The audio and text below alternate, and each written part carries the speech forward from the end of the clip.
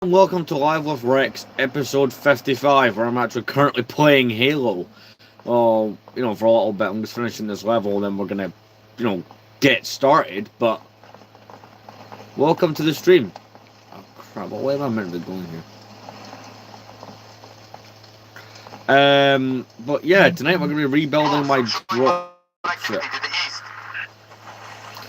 The drop ship with ATOT. The ATOT itself is still together on my shelf, but I've got to rebuild the other part of that set. And, the dropship. And tonight, that's what we're going to be. I don't know if we'll complete it, but we'll definitely start it. That's the goal. So this probably will be a long live. I was originally meant to be not in tomorrow, but now I am. So I will have to stop at, a reasonable time to, sleep and junk. But yeah, there is that.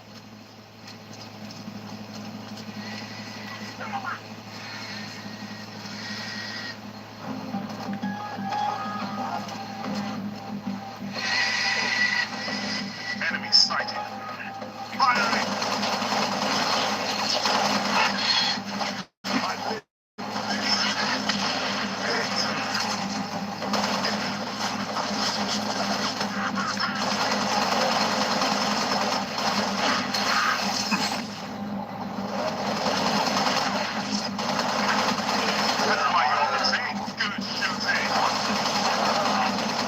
But yeah, we're going to finish this level, then we'll actually get started on the build. I just thought this would take me a little bit less time than it has, but, there is that.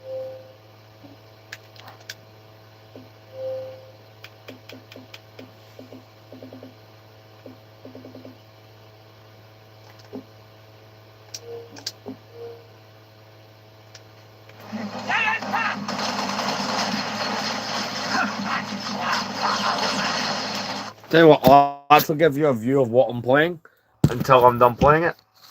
That way you're not just seeing me, stare at the screen.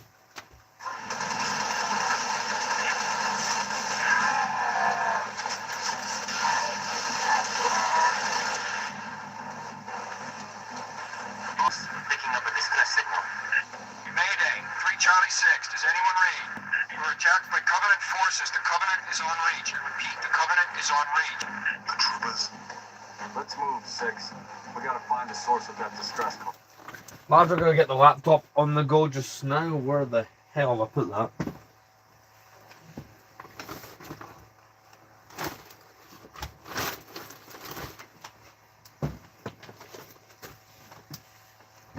Alright, I put it here.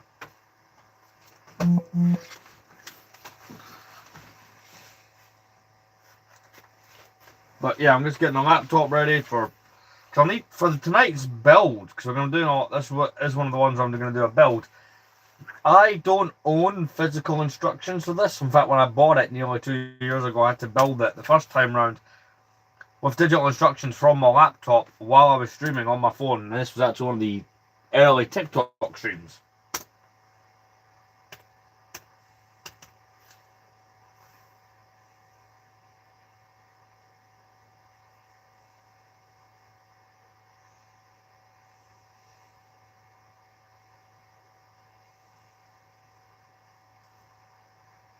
But here's what we'll do, right?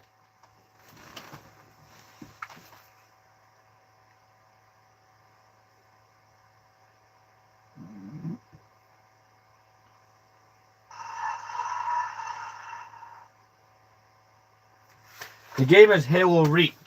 We are going to be doing a live building session tonight. I'm just finishing this level while I wait for people to join in. And obviously I'll get the table out and we'll do the build. No disrespect. Don't we have more important things to do than round up strays? We don't leave people behind. You see those troopers, you let me know. Noble leader, I'm seeing possible friendly forces under attack. South of your position. Over. We're under attack. I repeat, Mayday. Mayday, 3 Charlie 6. We are under attack by the Covenant. I got wounded. Cannot hold this position. We need to find those troopers now.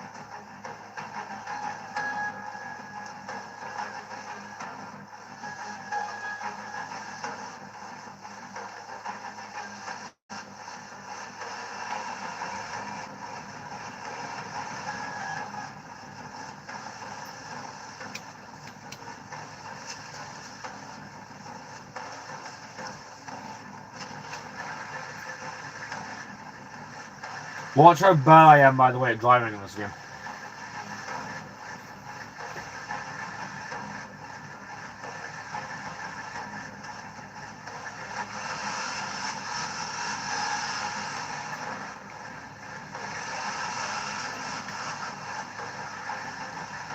Contacts.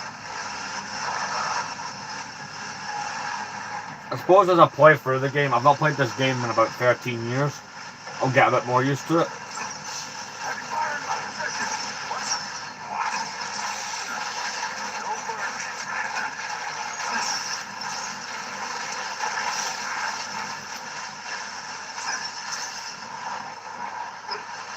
No That's an interesting move there. Enemy troop transport.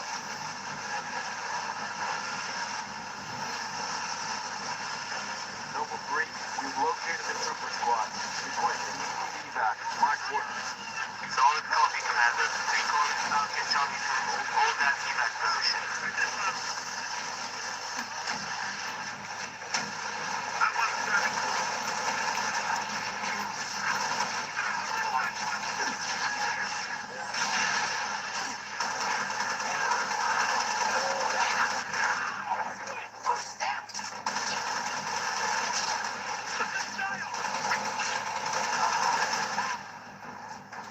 You're still in the hospital. How's that going? Noble leader, be advised. I have visual on inbound Covenant dropships.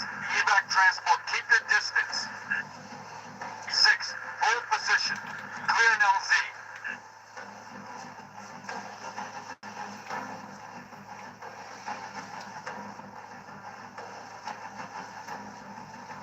Enemies from above. Right. So I should point out, we're not going to be gaming the whole live. We are going to be building a set. I'm just finishing off this level, giving people a chance to join in, just all that kind of stuff. And then we'll get started. Be advised, we got hostile dropship inbound.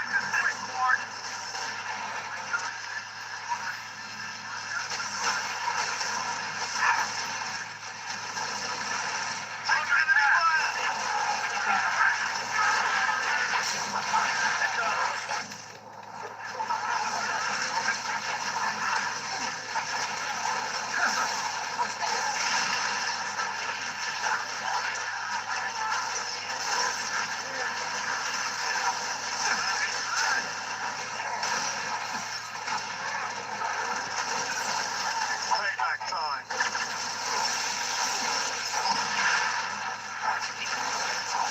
So I just got to defend this point. Oh, you're getting better. That's great. Laying down heavy fire. Target hit.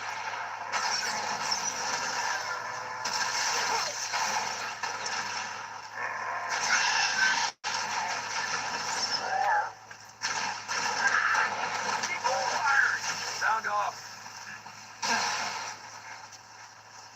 Objective complete. Transport. LZ is clear. Move in for evac. Affirmative. Transport inbound. I'm on the fire! Firing!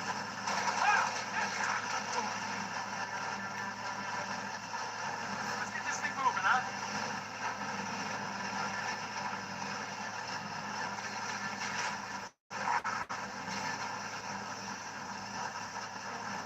Noble 2, sit rep. Checkpoint off, right. I thought I was out of the session. Door's locked. Mechanism's been flash fused. Can you read it? I dial up my torch, cut the way through. Gonna take some time. Okay. We're en route to your location. That's not too bad then. That's good. But we'll be starting the build very, very soon.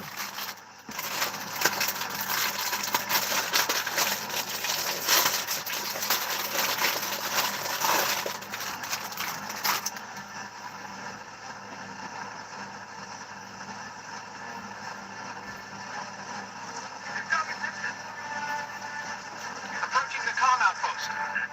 Drop us in the courtyard. LZ's a little hot, sir. Put her down, pilot. 6, break over.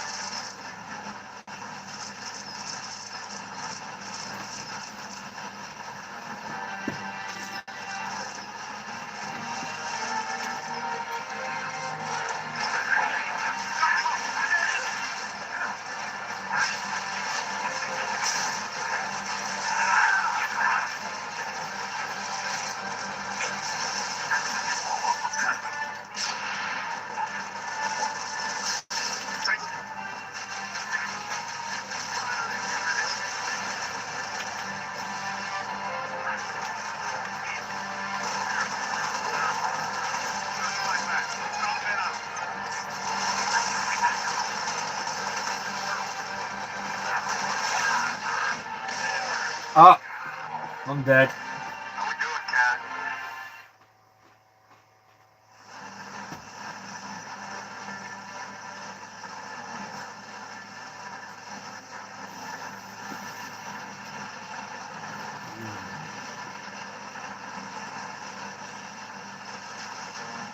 Approaching the comm outpost. Drop us in the courtyard. LZ's a little hot, sir. Put her down, pilot. 6, break over.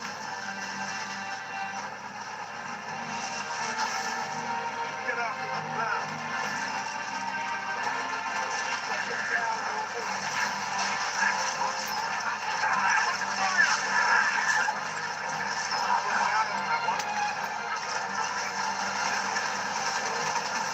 Keep it up.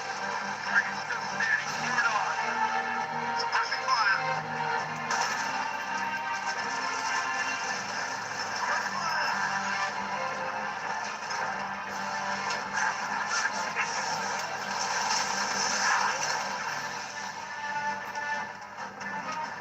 How we doing, Cat? Hey. Taking a little longer than I hoped, Commander. I've cut about halfway through the door. Contact. Hold them off. Cat control.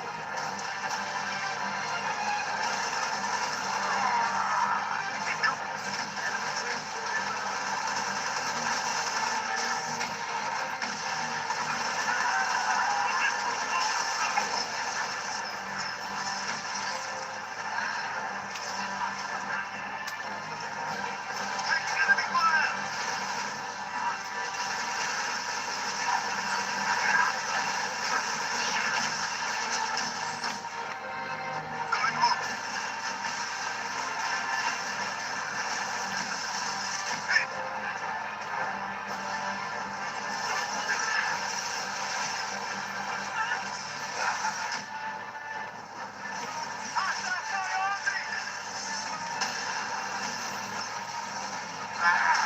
Oh, that's good. Hey, how's it going?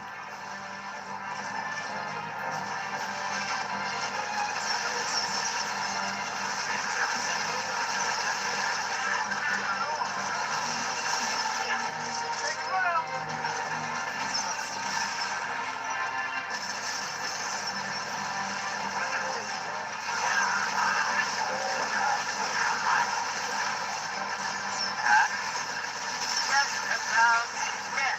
We're in. Everybody inside. Go, go, go.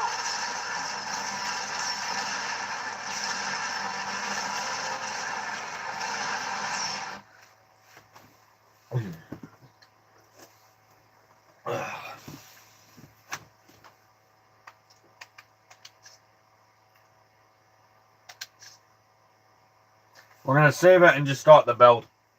And that's what I'd rather do. I'll see you later.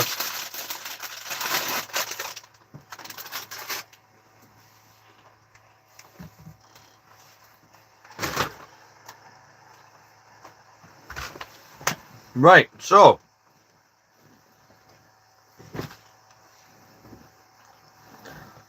we are just gonna move on to the build now. I was gonna finish that level, but I'd rather just get started. I'll pick that up later. But I'm just gonna quickly get the build out. It's in a box. Essentially, when these shelves were being put up back in November, no, was it? I think it was November, yeah. Essentially what happened was the dropship was sat the wrong way by my friend who was helping me, and the set just fell and smashed. So tonight I'm finally going to get that set built up, or at least get the progress started on it. Now, not every part of the set has been dismantled. Not every part of the set was completely destroyed and smashed. You know, I've still got like one. I think both the wings and the engines are still intact. But see the Technic structure, the main Technic structure to the set, it just failed. So in this box, oh hey Wesley. Oh no, I'm about to start. Basically, this is the dropship that I had on my shelf between the two gunships that fell back a few months ago. Well, after quite a few months, I'm finally going to get this one rebuilt. Because that has bugged me. Because that's a rare and quite a valuable set. You know, to have it just chilling in the box, just like in a box like that. And that's not for me. So, get the table out. I'm going to change the camera. I do need, like I said, I will have to use digital instructions for this. That's part of how I was able to obtain that set.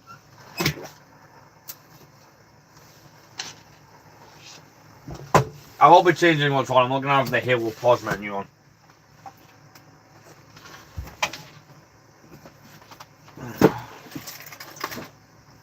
Alright, let's change the camera angle.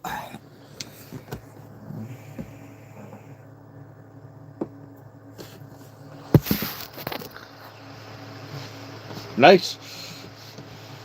Maybe not the best thing to announce in a live stream.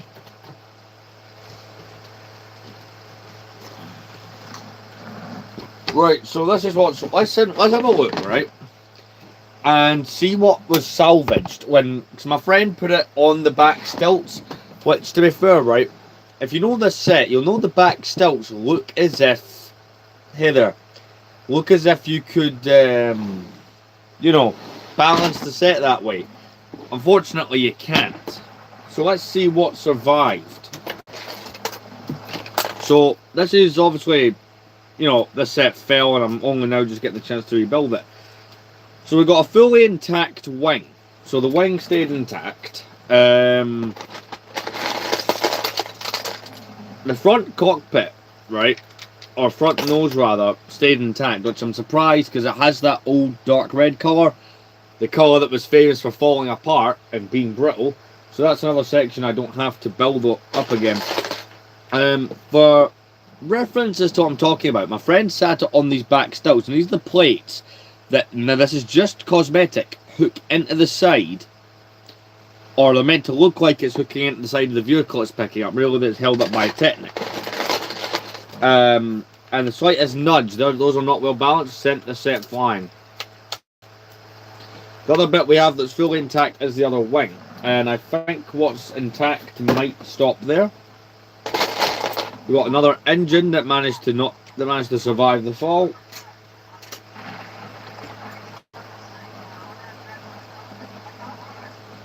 I mean, that's not terrible. It's more than I remember being intact.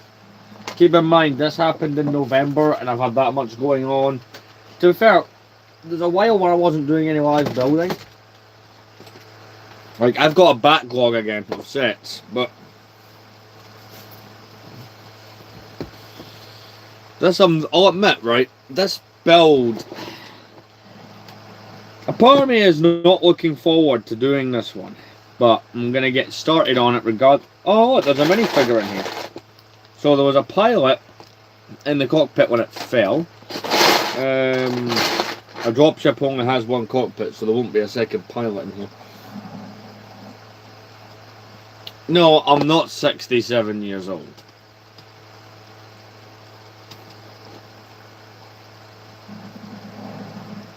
Thank you, you just added 45 years onto my age. I appreciate that.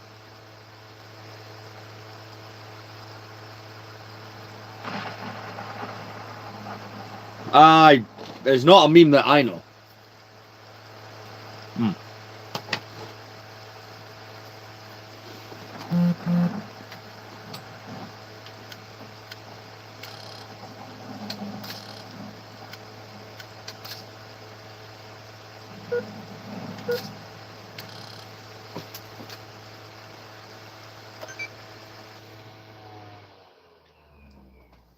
But, so like I said, I need to get the instructions up. The ATOT, right, the walker that this carries, was not attached. They were on separate shelves. Of course, it was an accident. My friend was helping me build some shelves, and, you know, I expect something to get broken, so it's not terrible.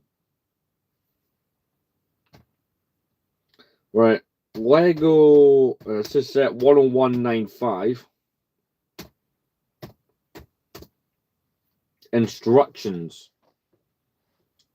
No.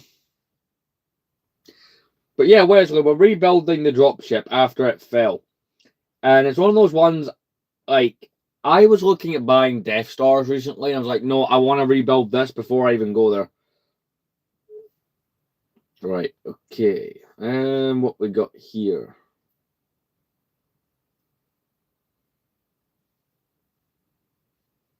No, I don't want to see videos of people building it. I want the actual instructions.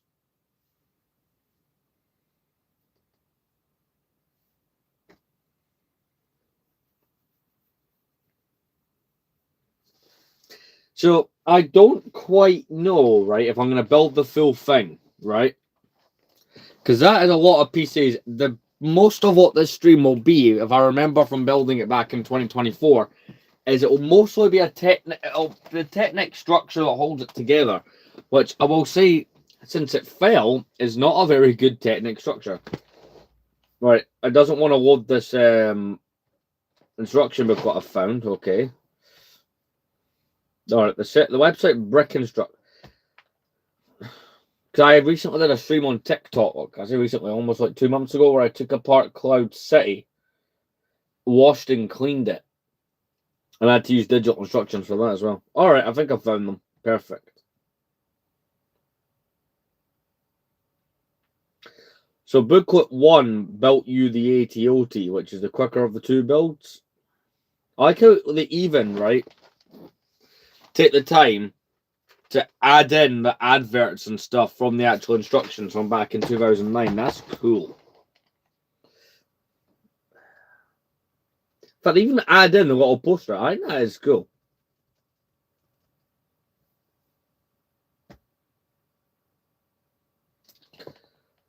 Right. Let's double check that I have found exactly what I need. The dropship's reconstruction can commence. I have found what I needed. So, I'll show you what we're using to accomplish this. Right, you're on the laptop. We're using, like I said, it's digital instructions. And this is how, by the way, just for reference, this is how I read your chats while I'm gaming. I don't know, I just thought maybe someone would want to see that. No, I don't want adverts. So we're going to get started. I'm going to put something on in the background for myself. I need to be careful what I'm watching. That sounded wrong. It's more a copyright thing when this eventually becomes a YouTube video, which is what I like to do with these. I don't necessarily want it getting copyrighted because that... Well, I think it's obvious why I don't want it being copyrighted. That's not fun for me if that happens.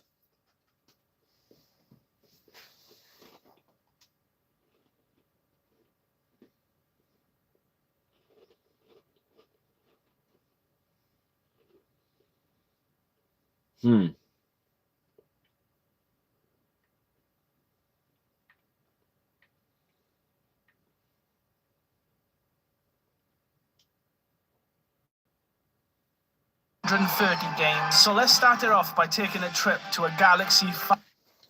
I'm watching this guy talk about all the Star Wars games ever made. Just so I've got something on the background. Where on earth did I put the TV remote? Just so I can turn that down slightly. Of course I've sat down, but it's not where I put it. God damn it. Professionalism would be nice for me just once.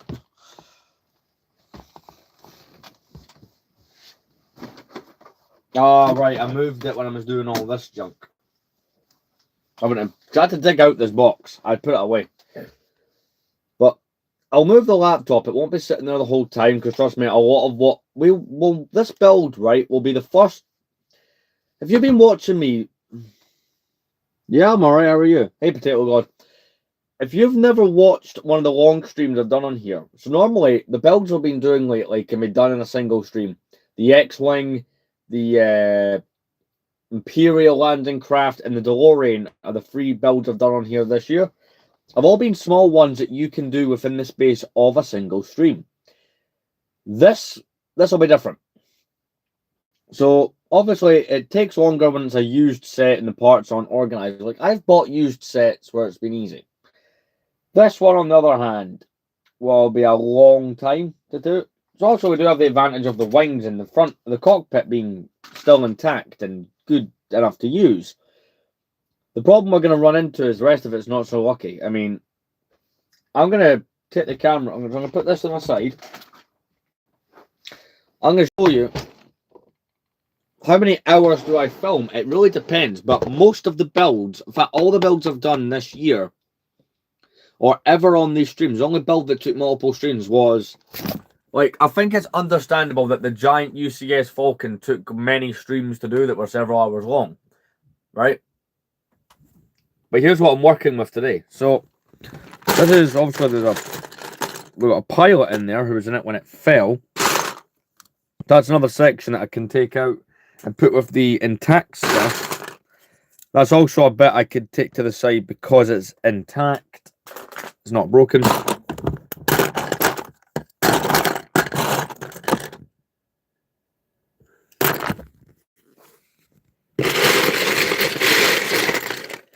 Like, I can remove that because that's the missile rack. That's fine. I don't need to worry about that. This piece here is actually the top part of the set's handle, so that can go to the side as well. That's part of a wing mechanism for launching missiles, so I'm putting that to the side. That's a clone pilot. You can go over there. For anyone joining, I'm not building this for the first time. This set fell. I do have the walker that goes with it. It's on my shelf, but I'm now just getting ready to build it. See, this set's so old it uses the rubber band technology.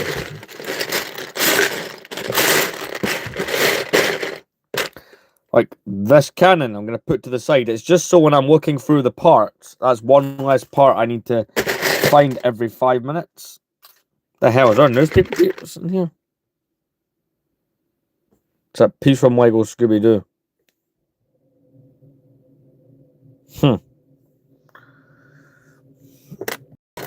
Like this, I know is a piece of detailed cabling that goes on the outside, so I will remove that for now.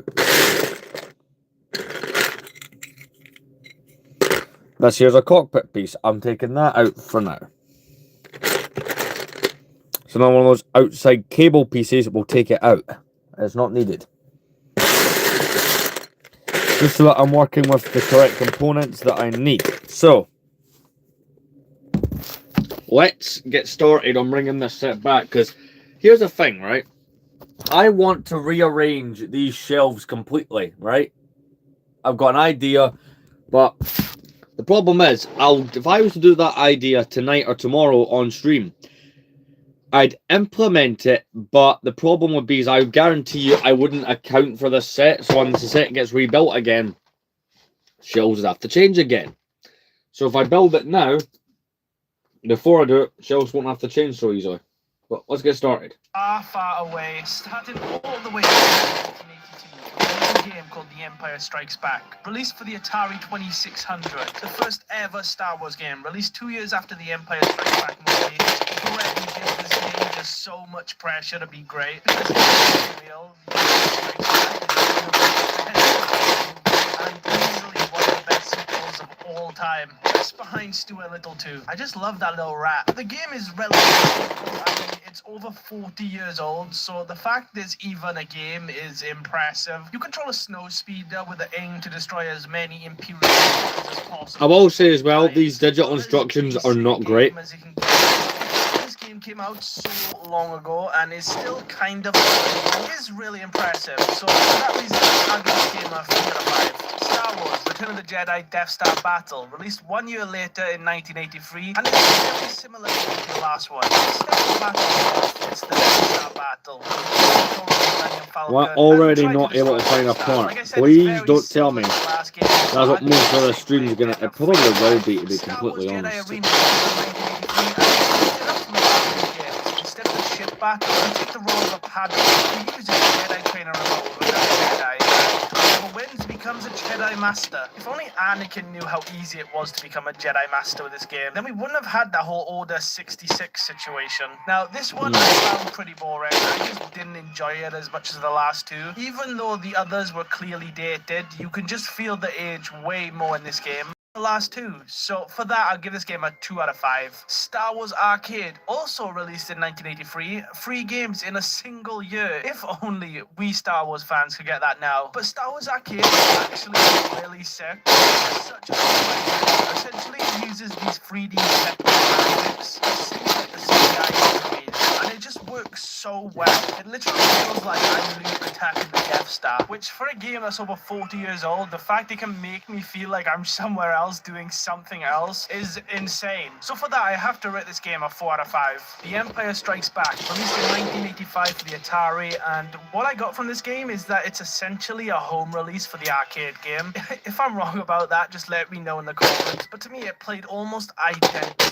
The vector graphics, and now that we're in the future of 1985, so you don't even have to go to the arcade to play it. You can enjoy this banger from the comfort of your own home. But again, it was great. I really enjoyed it. 4 out of 5. So this So, game take is out those literally bits of the just called technique. Star Wars, and this is where the naming of these games becomes really confusing. But I'll just get to that later on. Star Wars, released in 1987 for the NES, and we are moving up with the quality of games. Just look at the difference in graphics and gameplay between the two, and there's only 4 years between their releases. This is truly There we go, next now gen we're right cooking here. with The gas. game's a The side-scroller build's shooter now where actually players are getting young started. Skywalker, So playing we're through at. various levels of the Star Wars movie. So we're And I'm just rebuilding, gonna and we're say it, joining, we're I rebuilding just really the enjoyed it. Going from Republic begin to this, dropship. it's night and day. Now, there were some questionable lines of dialogue. What is a Wampa Vader? But hey, give it some nice charm. Wampa Vader. I mean, at least now we know who Anakin's dad was, I guess. But I would happily play this game again, so I'm just going to give it a 4.5 Right, out of that's the 5. first page Star Wars complete. Droids, released in 1988 for the Commodore 64, and is loosely tied to the Droids cartoon series, which I'm not going to lie, I've never played before, but it shows me the features of C-3PO. And the game follows that idea, with C-3PO and R2-D2 being captured by a gang and have to figure out gameplay-wise, See, it the was instructions, they mess up the pretty blue bad. colours, The game and consists it's of a the little two bit droids deceptive. walking in a straight line away from other droids, and that's pretty much the whole game. It is But, do you know what it is? multiplayer, including a I don't, factory if I and a buy a prison, set but without they really instructions, don't which, change to be honest, the I gameplay only at have one all. or two And that all that don't. really changes is the art behind the I'm never droids. going to So for invest that, the I'm gonna money have in to buying give it them. 1 out of That 5. feels a little Star bit Wars, stupid to me. released in 1991, and don't get it confused with a game that released 4 years prior with the exact same game. Because of how Similar to often that, little this I game is built a those sets, side-scroller I'd rather where we just take use the control of digital Luke ones. and They're fight not our way great, through but they do the levels that we job. saw in the movies. It's a very similar game to the one released in 1987, but in my opinion, it is slightly worse. The graphics are actually slightly better, so I'll give this game a 5. Attack on the Death Star, released the same year as the last game, and is so similar to the arcade game. Like, let me put them both on the screen. Can you tell the difference? Well, if you said yes, you're lying, because they're both the exact same game. Okay, sorry. Now here's 1 second. both games. And I know they don't look identical, but when I'm playing them, I really can't. So this will be a tell the semi-long difference, stream. really. Not that that's really a bad thing. I say And this one semi-long, even like, was what a time lot we're of on fun. right now? But after around The longest 3 amount to games go to being on this the stream is exact 12 same o'clock. as each other, it is kind of boring. So this will for probably be that, like I'll a give this game multi-stream 3 out of build. 5. Super Star Wars, released in So, 1998 see that for the component SNES, I've just and built? originally, the I've got to moment I build it started again. playing Super Star Wars, I expected it to be the classic Nintendo side-scroller, but as soon as I got into the deeper levels, the game switched instantly. Introducing Luke Skywalker, and I noticed some people didn't seem that crazy, but for the time that this game released, most games were one type of gameplay, but not Super Star Wars. We go from fighting scorpions on Tatooine to flying an X-Wing in the Death Star trenches, making this game just feel massive, and it was the only one I've played so far that actually captured the size of Star Wars. So for that, I'll have to give this a 4.5 out of 5. Super Star Wars: The Empire Strikes Back, released 1 year after the original Super Star Wars and follows the story of the second movie. And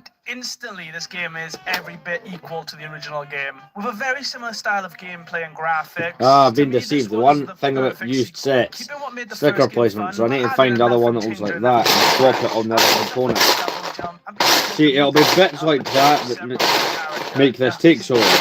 like a massive change. But gameplay, even added some force politics and finding creepy little green Dagobah will always just be a mystery. But in Dagobah, there's a bunch of force powers hidden around, and it's up to you to find them. And it's entirely possible for you to just leave Dagobah and get none of them, which would make your playthrough a lot harder. But similar to the last game, I just really enjoyed this one, so I'll give it the exact same 4.5 out of 5. Star Wars Rebel Assault, released in 1983, and I'm just gonna run that. Graphically, it's great. but Jesus, the roles in these games are so bad. It's awful. The amount of time trapped into that damn Come on. There we go. Found it. So So I can swap them out. 0.5 out of 5. It's really Trust me, bad. I don't. But from an awful game I'm of not a big flying fan of ships build to a sets great twice one, unless it's Star like Wars situations X-Wing like released this the where I have same no year as Rebel choice Assault because and the was set suffered, 100 times better. It's damage. what we call a real spaceship simulator. Everything Rebel Assault got wrong, X-Wing got perfectly right. The ships feel so Right, there we go. We're getting responsive. caught up Being again. able to turn so sharply on like the Fort Canyon situation with Rebel Perfect. Assault. One thing that really caught me by surprise with this game was the amount of variety in missions, with each mission being connected by a running plot. You'll end up going from patrol These missions to rescue tins out. missions, and then even surprise Imperial raids. There's just so much. It's been a in lot this of while game, since I've so built I have it. to Was give it it? a 4.5 I do out of have 5. like It's a other banger. sets from Up this next, we era have Star sealed Wars that we need to get chess, into. I've got and the as 2 you can battle probably packs guess, from the it's year after in chess 2010 with Star Wars characters. and the Landspeeder from that 3 out of year. 5. But Super those will be Star Wars, upcoming Return of the Jedi, the end stream to the builds. trilogy of Super Star Wars games, and just like the previous two, this game follows the exact same formula, which isn't a bad thing. These games so far have been easily some of the best Star Wars games, but Return of the Jedi didn't change as much as the last, and decides to stay with the same gameplay, with you playing as Luke and a few other characters, like Han Solo, Chewbacca, and even Wicket, the Ewok. I love them little guys, but overall the game was still good. I mean, they really found a formula with these Super Star Wars games, and they just kept to it, and each one was a banger. Like, this trilogy is crazy. This one is like So the no- commentary is not the greatest. I just really want to try and get focused into this. Because I know how much of a pain this will be when we get into its technical aspect. Because this one, especially with those instructions, and I'll admit, see the first time around building this, I almost went on Bricklink and bought the instructions. Is a sequel to X-Wing and is the first Star Wars game to put us into the Galactic Empire. And similar to X-Wing, this game is a damn near a masterpiece. Going from the Rebellion in X-Wing, fighting for freedom, to gunning down the same rebel scum you fought next to the sequel is absolutely cinema. Now, I think this game is controller, and it wasn't anything you could get set to a point that was playable. After the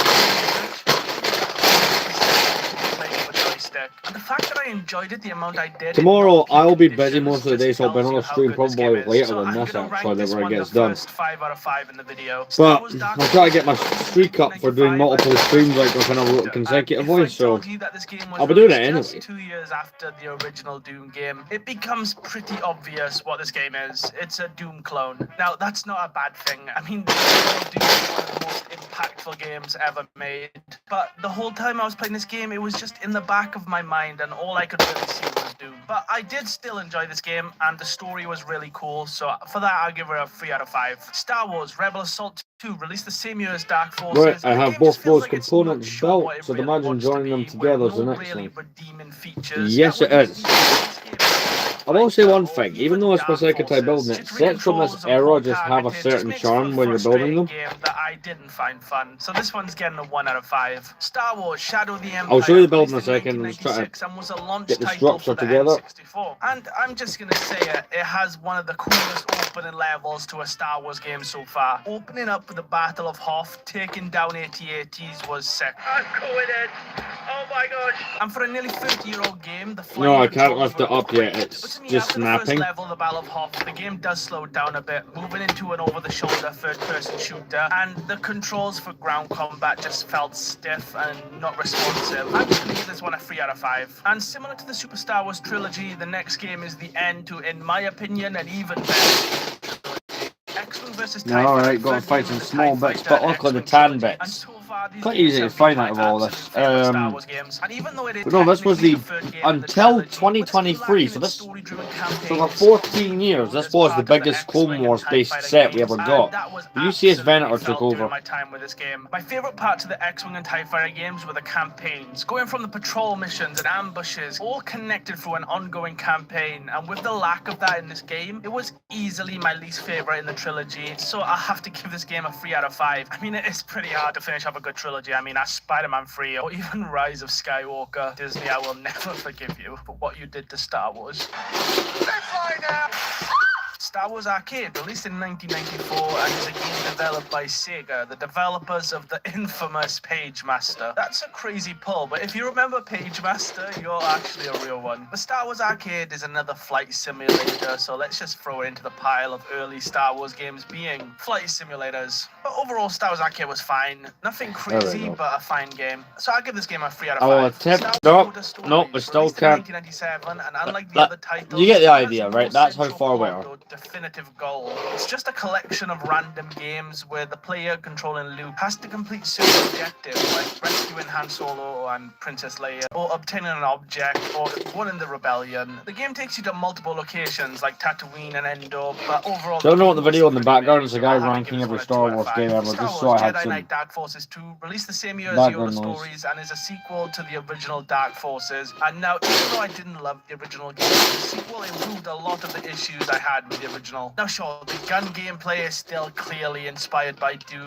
but when that lightsaber comes out, the game just comes into its own, including boss fights, which even a bit janky were pretty cool. But that's not really what this game is known for, but the ability to sway to the dark side. So the main character, Kartan, isn't light or dark for the majority He's of the out. game. He kind of just sits in the middle, but if you harm civilians or choose certain force abilities, he will sway towards the dark side, which for a game released in 1997, the fact your choices affect the game like that is amazing. And if I'm not wrong, this was also the first Star Wars game to have multiplayer. So for all that added up, I have to give I this don't game want a the 4 out of giant 5. Technic. There we Masters go. of Terra's But check out Castle, these released in Technic 1997, 10s that are and in is it. a basic fighting Because, you know, game. Now, loaded I've to me if never they're in there. really enjoyed any fighting games apart from, say, UFC. I just didn't really go up with them, but from my little knowledge of fighting games, this one felt really basic, and I'm not sure if I'm just dumb or whatever, but for some reason when I played as Luke, he just went straight hands, no lightsaber, literally just swinging. He was literally just swinging haymakers like he's 2016 Conor McGregor. Now I could be dumb, but I literally couldn't figure that one out. But to me, this game was pretty basic, so I have to give it a 2 out of 5. Star There we Wars go. Monopoly, and if you couldn't guess, it's a Monopoly game. 3 out of 5. Star Wars Rebellion, for some reason, it was called Star Wars Supremacy in the UK. It was released in 1988 and is set right after the Battle of Yavin, Death Star, and is pretty much a real-time strategy game, having you use units to conquer bases on the side of the rebellion. Now, I've never really been an RTS type of guy, but from what I played of this game, it was actually pretty fun. So I'll So give that's it like a the 3 out of top. 5. Also, the Squadron, Technic released stuff in would come down 1998, from and here, before I get and started have all with the this wings one, would I kind just of wanna slot say off these that pieces. apart from the X-Wing and TIE Give you an Fighter idea where games, we're this on the one build. was easily Because I always my thought, favourite flying Star Wars years game for all so the years far. before I From owned this this though, setting, you can so I feel the bought mine in quality increase of the newer 2024. consoles I always like thought you'd crazy, start with and this the segment here, responsiveness of the which I've ships got, is a which lot did better. survive That's the the standout for me of impact, these games, is the fact there's which is multiple ironic ships because you it's get to pick got through, that and not brittle just red the colour in it. X-Wing, I love even the though I'm a stickering, by the massive way, on this. X-Wing enjoyer, but the I other always ships thought in you'd this start game with were this and really fun. expand Some out. were I was quicker, very some wrong. were beefier, and all came with different secondary weapons to switch up the gameplay. Overall, this game was a banger, so it's an easily a 4 out of 5. So these next two games I'm just going to run through real quick. Star Wars Droid Works and Pit Droids are pretty simple. In Droid Works you build droids, and in Pit Droids it's just a puzzle game, so I'll give them both a 2 out of 5. Star Wars Phantom Menace, the first Star Wars game based on the Now I do games, feel like we're was actually 1 getting month somewhere. I after say the that, movie. right, And but now I know a watch lot it of not people don't watch, really watch like it Phantom stall Menace due eventually. to this You know, and it'll be over like that one tiniest little part. but my game really isn't the best. Now, a couple of months ago, I made a video replaying But yeah, there's kind of a cool story how I got this set. So I thought this set would be one of those impossible ones for me to obtain. You know, all those years after it came out, the crazy price that it was worth. Until I was on eBay, right? And I had a bit of money sitting around, and to be honest with you, I was looking at the set Ewok Village, and I was eyeing those up, pricing that set. And a friend of mine, right, sends me this and goes, because a seller he likes sells other things. It's a seller he likes sells Lego but and other things. And yeah, this set was one of those ones. I had a look at it. There's no instructions, there's no box, but I'll go for it anyway. One of the best financial choices I ever made. to maybe get Because there is no way Jar Jar's in Journey, hell released in 1999, I would have is been paying what the set storytelling the of set Star sells Wars for Episode 1. insane money. Again, similar to the last game, it And feels that's like I was opened. doing something illegal just by playing this game, so I'm gonna give it a 1 out of 5. Star Wars X-Wing Alliance, released the same year as Jar Jar's Journey, and is technically the fourth game in the X-Wing franchise. Is that what you call it when it's over 3 games? Wait, let me look it up.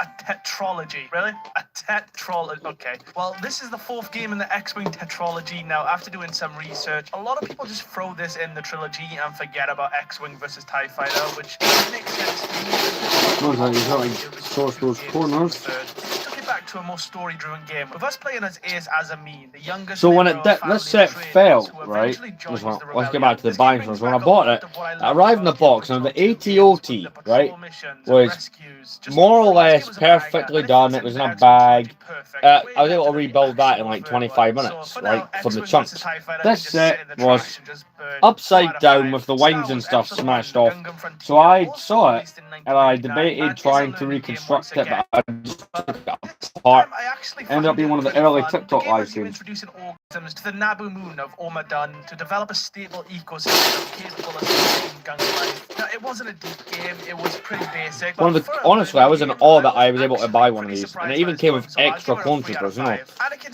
And that's Speedway, great because once they again, filled the a learning AT-OT game. out. You I do feel need like those. I'm 5 years old here, guys. Come on, give me some bangers. But this game challenges you to construct and master pod race and test tracks with characters out of Episode 1. It's basic, but I'm pretty sure you could create damn near infinite races. So if I had this game growing up, I would have probably had a great time with it. But as I am a grown-up, it just wasn't really the best. So I'll have to give it a 2 out of 5. Star Wars Force Commander, released in 2000, and is an RTS game interweaving stories from Episode 4 to 6, intersecting with known Star Wars events. But the game also does tell an original story, with us taking the role of Brent Tanter, an Imperial officer who later switches to the Rebel Alliance. Like I said earlier, RTS games just really ain't my thing, but overall the game was cool. I enjoyed the small bit I played, but there's just something about RTS games that after about an hour, I just get kind of bored of it. So I'll just give this a 3 out of 5. Right. For an RTS game, it was pretty good. Jedi Power Battles, released for the PS1 and Dreamcast in April 2000, and puts us into the events of the Phantom Menace. I'll lift up and show you again, or I'll bring the camera over in a moment. It's just, I'd rather the thing was a bit more structurally stable before I moved it. Unlock after beating the game, like Darth Maul, which is so sick to me. I'm not gonna lie to you all, Darth Maul may be cooler to me than Vader. There's just something about the double-sided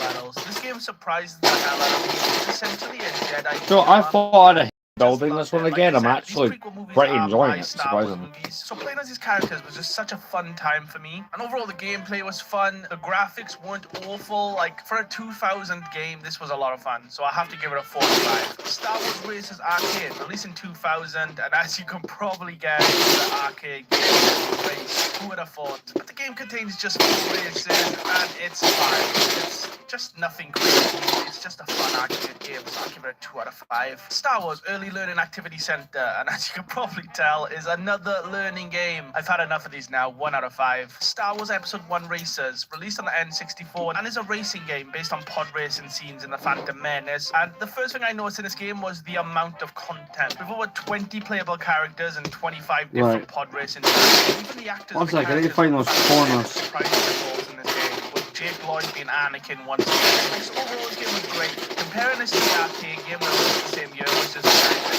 And I think the big reason for that is the speed. It feels so damn fast in the game. And if you're not fully locked into the race, you will crash. And it just adds stakes to the game that so far no other pod racing game had. So for me, this one's an easy 4 out of 5. Star Wars Demolition, released the same year as Episode 1 Racers. And this game is set in a somewhat alternate universe where the Galactic Empire bans pod racing, which obviously then leads to Jabba the Hutt creating demolition derbies for some reason. There's a bunch of like iconic vehicles from the Star Wars franchise in this game, like the even Darth Maul's sequences in this game. Now, I do like the idea of this game as a Star Wars demolition army, just sounds good. But when you get into the gameplay, it just really didn't hit for me. Just comparing the graphics for this game to Episode 1 Racer, There we go. it just You can felt so see where we're dated. getting at. Even Aura Again, Farman it's not going to be as Boba Fett interesting. really Here said it again, for me. it's not going to look right for a while, but when it Star Wars Episode 1, once the set Obi-Wan's takes shape, Adventure, you'll see released in it. 2000 for the Game Boy, and similar to Jedi Power Battles and the Phantom Menace for the PS1, it retells the story of the Phantom Menace, but this time from the perspective of Obi-Wan. Gameplay-wise, you can see that it's a pretty basic Game Boy Color game, really nothing special, and graphically, it's a Game Boy Color game. That could be anyone for all I know. 2 out of 5. Star Wars Episode 1, Right, Battle for Naboo. there we go. released the Now we're same gonna year make as it Obi-Wan's structurally Adventure stable. and is a spiritual To be honest, successor it to was Rogue Squadron not.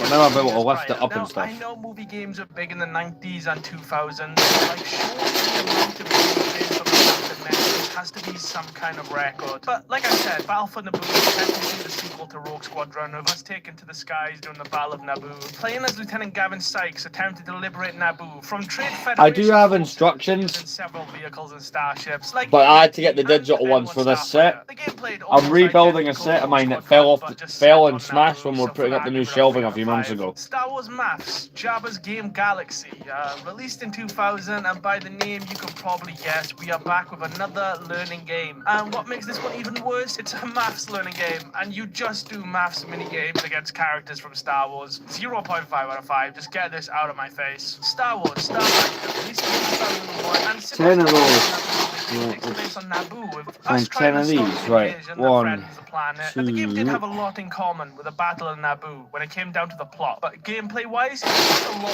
arcadey, which I'm not gonna lie, for games released in the 2000s, just felt a lot funner to me compared to more serious space simulators. Right, there's no variations in shape in this one. 90% of the game is just using the Starfighter, but I'm not gonna hold that against the game, and I did actually enjoy this one a decent amount, so I'm gonna give it a 3 out of 5. Star Wars Super Bombard Racing, released in 2001, and so far this is one of the unique Star Wars games, and I mean unique for a Star Wars game.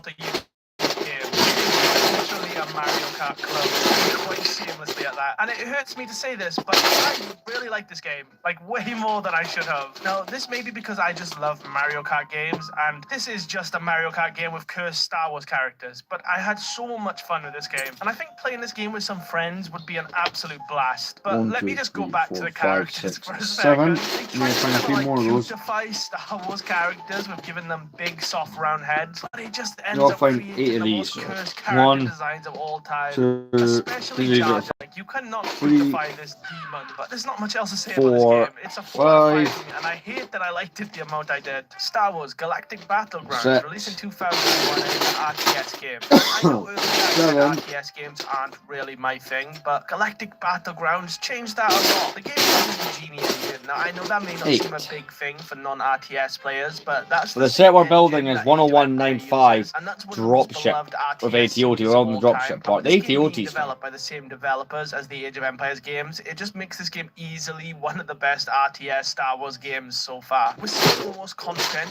even up to modern Star Wars games I've ever seen. With the campaign being portrayed through 6 civilizations, from 3,000 years before the movies to the events prior and during the invasion of Naboo, during the Right. Phantom Menace, and even the Galactic Civil War during the original movies. So even if you did hate the prequels, there's still so much in this game to do with the Star Wars universe that you'll find something that you can enjoy. And even someone like me who rarely plays these type of games found myself playing the game even after I was done recording for this video, which I usually never do. But there was just something about Galactic Battlegrounds I found so addicting. So for that, I'll give this game a 4 out of 5. Star Wars Rogue Squadron 2 Rogue Leader, also released in 2001, and is the actual sequel to the original Rogue Squadron game. Even though Battle of Naboo is technically the second game, listen, it gets kind of complicated with these earlier games, okay? But this game brings us back to the original Star Wars movies, with Luke making a return, which I needed so bad, I'm not gonna lie. I don't know how much more Jar Jar Binks I could honestly take. But Rogue Squadron 2 builds on everything that made the original game what it was, with improved graphics. Sorry about the lack of a new commentary, I'm having to tactics menu that concentrate. allows you to Because form again, up the these squadron, instructions even are some levels good, you know, I returning don't have that to were pay in the for original them. game. But now that But we're using the more they are powerful GameCube, far they were from able to be brilliant, more advanced especially when it and comes to like improved color onto a representation significant of any amount. Like the instructions. Battle of Hoth was That absolutely quite stunning.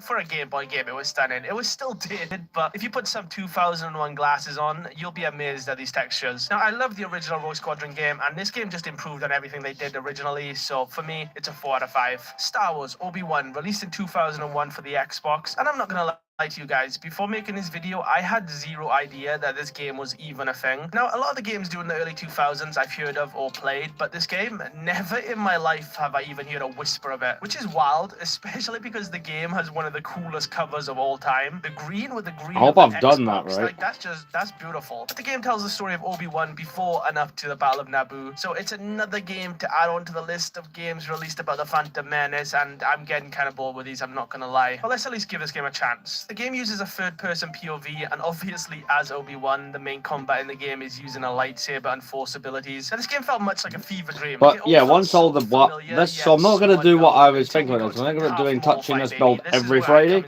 and making it last through multiple streams. But I'm kind of thinking I might side against it. I don't know. Do you guys want this to be a continuous build project, or do you want it to like take breaks and do the gaming in between? Being able to do that fight in a video game brought me a lot of joy, but it just couldn't. Star Wars Racer's Revenge, released in 2002 and is a sequel to Episode 1 Racer, a game that I enjoyed a lot. So let's just see if this game can live up to the original. The first thing I noticed while playing this game was the damage you can do to the pod racers. Now don't ask why I know so much about the damage. Oh shit, I'm going too fast. No, I'm lost. How am I lost? Okay, I crashed a lot, but listen, the fact there's visible damage to your pod can lead to some really cool situations, especially in the later laps where one more hit can end the whole race for you. Honestly, I'd actually love a newer pod racing game with today's technology, and I think it could be absolute peak. But it's about as good as it to me, so I give it the same rating of a 4 out of 5. Star Wars Jedi Starfighter, also released in 2002, and once again, technically a sequel to the original Starfighter. But this time, instead of the game being set during the Battle of Naboo, it's set just prior to the Battle of Geonosis. Gameplay-wise, both games play really similar to each other, with the missions being constructed in a really similar way. Destroy this, destroy that, but the original felt more varied when it came to missions. There's a canyon run, a naval fleet escort mission, and compared to them, a lot of the second game's missions felt a lot samey. Apart from the mission set on Geonosis, none really got me that excited, and really stood out to stuff that we've seen 100 times before in similar games. So for me, this game is slightly worse than the original, so I'll give it a 3 out of 5. Star Wars Jedi Knight 2 Jedi Outcast, also released in 2002 and was developed by Raven Software, who are mainly known for being helpers with the Call of Duty games these days, but there was once a time where they developed nothing but bangers. Marvel Ultimate Alliance, banger. X-Men Origins Wolverine, possibly the greatest movie game ever made. And similar to them games, Jedi Outcast was really good. The game brings us back to a character we haven't seen in a while, in Kyle Katarn, the original main character in both Dark Forces games. And since nearly falling to the dark side, he's given up the lightsaber and Force ability life, and is now a mercenary for the New Republic. But you know damn well we ain't getting a new Star Wars game without some sabers. And when the sabers finally return, we get possibly the best lightsaber combat in a Star Wars game ever. Take these pieces off of the wings. That relies on you mastering combat stances, each with unique swings, combos, and timings. The closest modern game to this type of combat, in my opinion, being Ghost of Yotei, which I'm playing through right now, but it reminded me a lot of the combat of Jedi Outcast, with the different katanas and weapons having different styles. So if you've played Ghost of Yotei, and I'm pretty sure it's the same in Ghost of Tsushima, then that's what the saber combat is like in Jedi Outcast. And for a 2002 game, that's just insane. So just for the fact it was so far ahead of the games being released around the same time, I'll give this one a 4 out of 5. Star Wars Episode 2 Back in Story, released on Game Boy in 2002, and as you can probably guess, is a movie tie-in game with the Attack of the Clones. With us starting each level with 3 lives and low force power, you can block and deflect blaster shots with your saber, and get power levels to help, which boost health and force abilities. But overall, it's just a Game Boy tie-in game, so it was. Got the stream we're building the drop ship from 2009. Also released in 2002. Now, I've read up about this game, and I see people speak very highly of it. I don't know if I just didn't play enough of this game or something, but I actually did this one. So there's a mix of this game, but the tank controls felt so clunky. So imagine the Arkham tank combat, around 20 times worse, mixed in with the repetitive missions that just also don't help this game. Now, there's a cool part at the start when you get a break to do, which I guess is cool, but then the rules for the combat just wasn't it. If you like the game, feel free to comment, but please remember, this is my opinion, and just because you played the game growing up and enjoyed it, I have to like the same thing. For me, this game was a 1 out of 5. The Star Wars, the new Droid Army, released in 2000. 2002 for the Game Boy Advance. Episode 2 Attack of the Clones is a Game Boy game that takes place after the second movie, showing the events before when it was set. Now, most Game Boy games I've released recently have just been very bad, but this time I actually enjoyed it a lot. One thing that really stood out was the animations of Anakin. He really fights like he's Anakin. The Game Boy game is so impressive. The fact that you see the vibe of Anakin from these pixels is great. Just playing as Anakin is always a great time, so 3 out of 5. Star Wars Bounty Hunter, once again released in 2002. They released so many games this year, it's actually crazy. But Bounty Hunter is the previous to Attack and Clones and tells the story of why and how Jango Fett became the template of the clones. Now, I really wanted to enjoy this game more than I did, but ultimately, I just don't think it was that great. It's not bad, but not great. The game starts out fine. The first few chapters felt pretty clunky, but I just put that down to still getting the hang of the game. And then we get to chapter 2 on Coruscant, one of my favorite planets in Star Wars, where you track down a bounty hunter through crowded areas, which felt so Jango Fett. But then we get to chapter 3, where we see the big flaws of the game, where 90% of the levels being endless hordes of enemies, and some of the worst level design I've ever seen in a video game. Like I said, I wanted to like this game way more than I actually did. Playing as Jango is so cool, but overall I was let down a lot with this one. It's a 2 out of 5. Star Wars Galaxies, an Empire Divided, released in 2003, and it's the first Star Wars MMO. Now, when I was first trying to play this game, I found out the game actually was shut down in 2011. But after doing some research, you can actually play this game, but you have to download certain packages, different launchers, and that's a whole lot of things to do. I wasn't able to play this game. After doing some research, it looked fine. If you grew up playing it or have played it before, let me know how the game is in the comments. Next, we have one of the most beloved Star Wars games ever made. Star Wars Knights of the Old Republic, released in 2003, and to a lot of people, this is part of the greatest series of Star Wars games ever made. And is it that good? Yeah, it's that good. The game was developed by BioWare, creators of the Mass Effect games, and other not so great games. I paid £60 and it's the worst money I've ever spent, and I'm still at it. But if you've ever played Mass Effect, you can clearly see the influence that this game had on the Mass Effect series.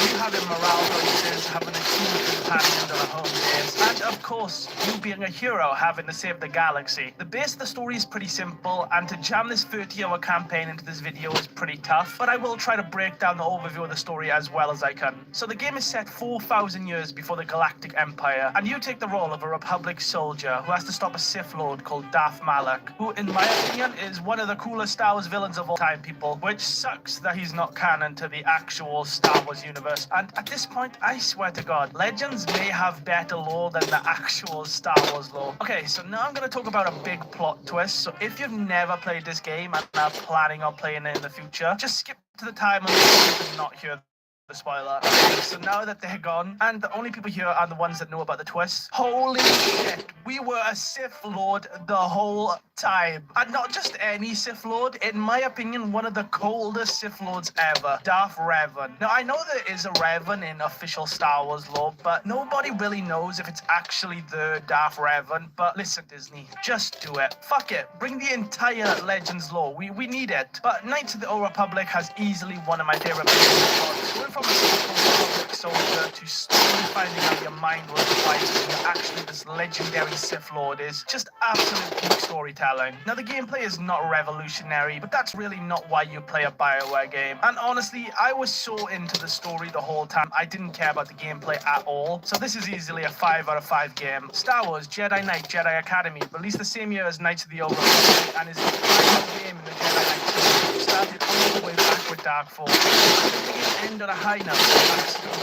So, you know, earlier on when I said Jedi Outcast had some of the best lightsaber combat ever, well, Jedi Academy is even better. So good to the fact there's still to this day PvP servers, and they're pretty active, where people just have duels, which is insane. In this game, you're able to use single sabers, dual sabers, and even staff sabers. So no matter what your preference, there's something in this game for you. Now, in other Jedi Knight games, we're usually playing as Kal Katarn, but this time we play as Jaden Korr, a student in Luke Skywalker's Jedi Academy. For the first time in the series you get to customize your character, choosing the species and gender, but I'm pretty sure in canon, Jaden Core is a male human, but it still lets you have some customization. But I was really sad to see the series end. I feel like it's been a pinnacle in the Star Wars games for so long, Right. and now this is the end. But thank God it didn't end in a bad way, and was a banger to the end. 4.5 out of 5. Star Wars Rogue Squadron 3 Rebel Strike was released in 2002 exclusively for the GameCube, and is the final game in the Rogue Squadron series. Now, the two previous Squadron games were known for being spaceship simulators, but with the third one, it adds a massive change. With you now having the ability to build a ship and enter ground combat, Gotta find my... ground combat. Now, this does seem like a good switch. Excuse me, I mean, sorry when I about started that. playing it and I finally got into the ground combat, and I was kind of excited. But in my opinion,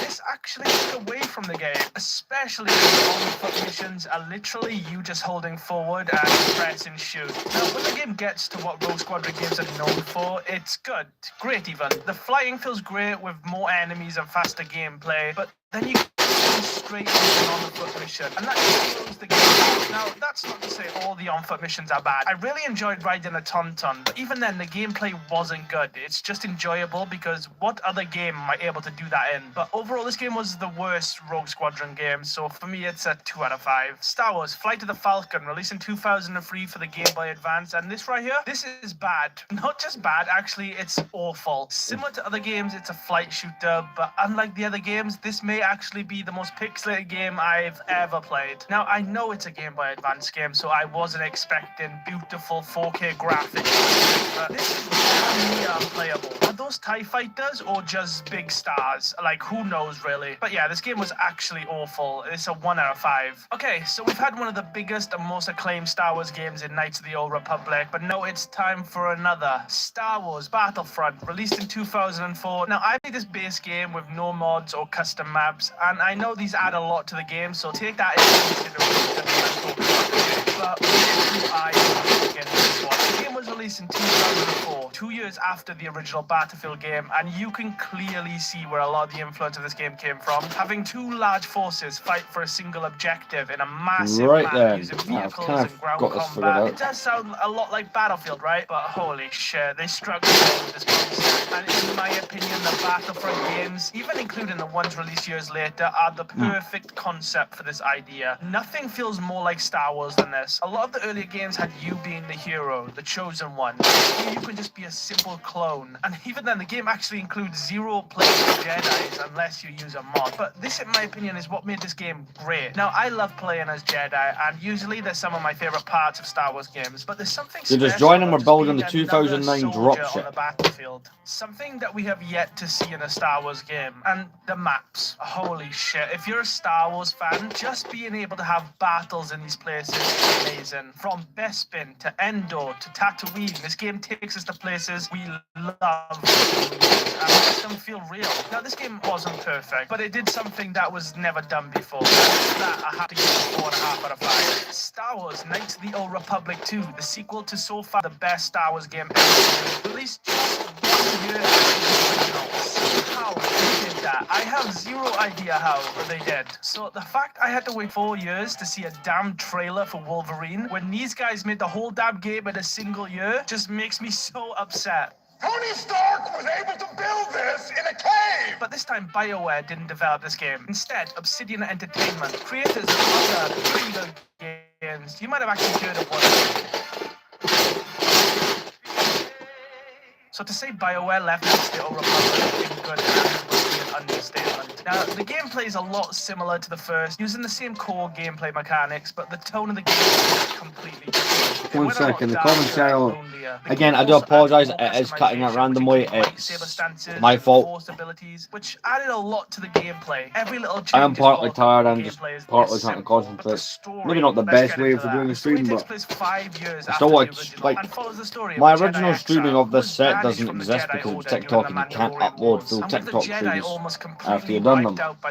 It's up to you to So, bring back hope in a broken republic. I did enjoy so like maybe the one positive about this set having the end that it did, you know, falling off a shelf. with the whole Darth Revan storyline. As Now, I I'm get not to saying this build game it isn't again great. I and mean, stream the Darth Nihilus process. is absolutely. For me, the first one was slightly better, so I have to rate this game a 4.5 out of 5. Still a masterpiece. Star Wars: Clone Commandos, released in 2005 and follows the tale of Delta Squad, an elite group of clone commandos, and it takes place for 3 missions during the Clone Wars. And now, in my opinion, it's one of the best Star Wars games that nobody speaks about. I have a vivid memory of this growing up, so it might be nostalgia, but I absolutely adore this game. As a shooter, it's fine, but it's the characters that make this game. Carrying out objectives of the squad, and there's even parts in the game where you split up from the boys, and that's where you realize just how much the squad makes this game. So it may be nostalgia blindness, but to me, this game is an easy 4.5 out of 5. Lego Star Wars, the video game, released in 2005, and if there was a game that wrapped up my whole childhood, it would be this one. Countless hours I spent here trying to get every single stud and unlocking every single character. Playing levels hundreds of times, thousands of times if we're talking about the fight on Mustafar, and even compared to the actual Revenge of the Sith game, which you'll see pretty soon. How the hell does Lego always make the best versions and capture the feel of Star Wars better than everyone? We are Lego characters, and I am still upset when Anakin switches to the dark side. Oh no! Anakin, why? Even though he's a bitch for this, who the hell would he wipe me out like that? A little push and the guy runs away, and the music. Holy shit, the music in the Mustafar fight is absolutely killer. But it's not just the Mustafar fight which is absolutely killer. As the game follows the whole prequel trilogy, the Battle over Coruscant, the Maul fight, the Grievous fight, this game is absolutely jammed with just straight bangers of levels. Right.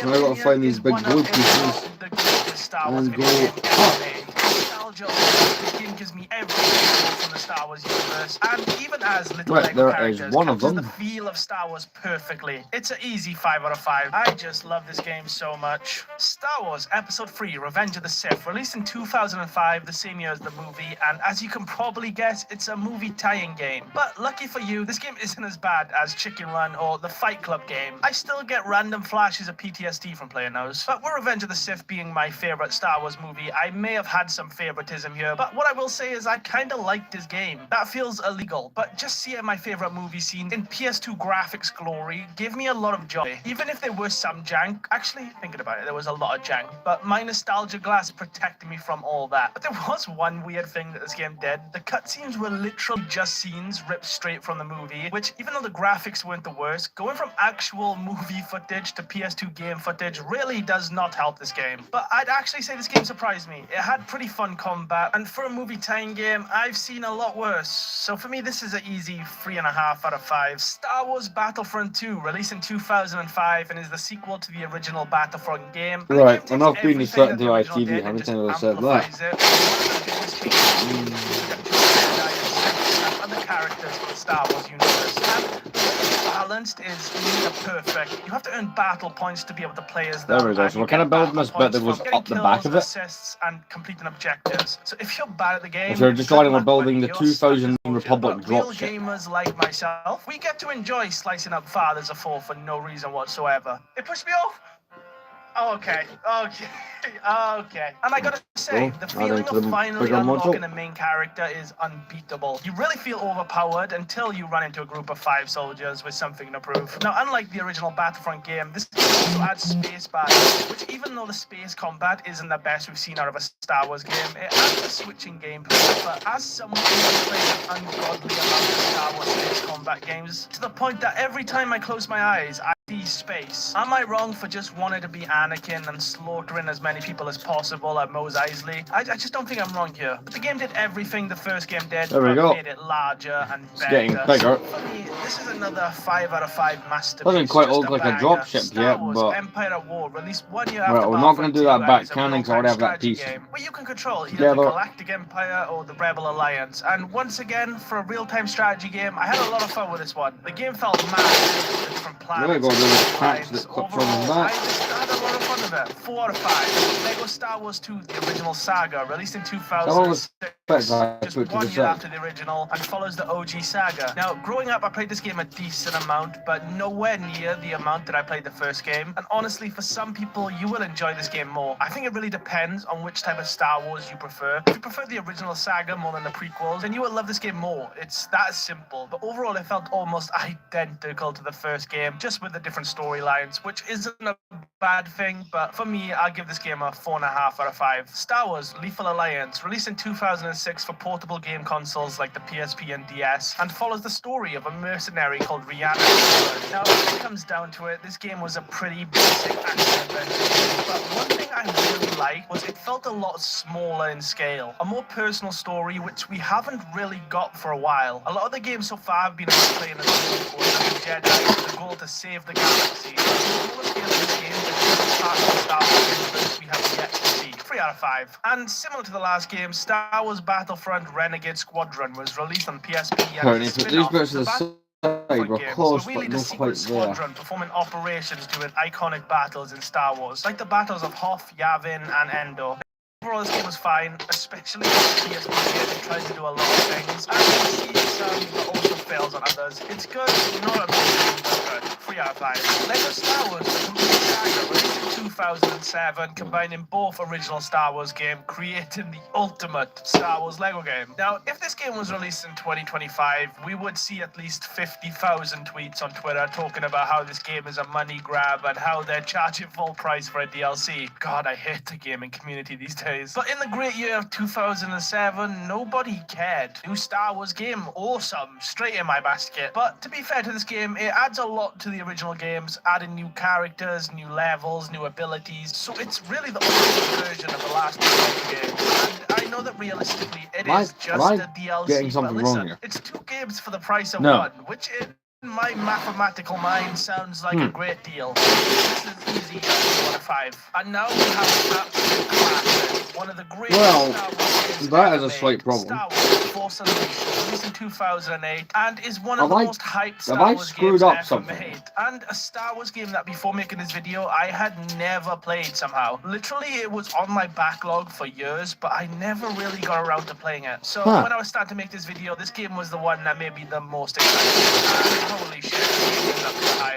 As I said, I've never played this game before, so this is as fresh a review as you can possibly get. But the moment you I'll start add the other game part, and load in as Darth Vader but and just I'll start have to smoking look Wookiees, into it's that. just absolutely I'm not perfect. surprised. The There's main thing probably that I something that noticed when I fell was off playing and was just the can't Force be found. abilities. It's so many levels above every Star Wars game so far. Being able to pick up almost any item or even any Right, the fun of the Technic Technic part of just set. having a push or pull ability, but this game takes the Force to another level. How old So, was as I in this said, video, the game Monty? starts with us being Darth Vader hunting down a Jedi, and when we find the It's got a Jedi and less than dispose half of an him, hour. we find out he has a child. But I'll And keep as going for a little Darth bit Vader longer. is a sick bastard, he takes the Jedi son, who he has just slaughtered, and makes him his new apprentice, who then, after a couple of years time jump, becomes the Star Killer, possibly the most overpowered character to I think ever that might exist just be the in way I Star go with Wars this. Legends and the official. 'Cause, This these guy are is not an easy to absolute read. joke.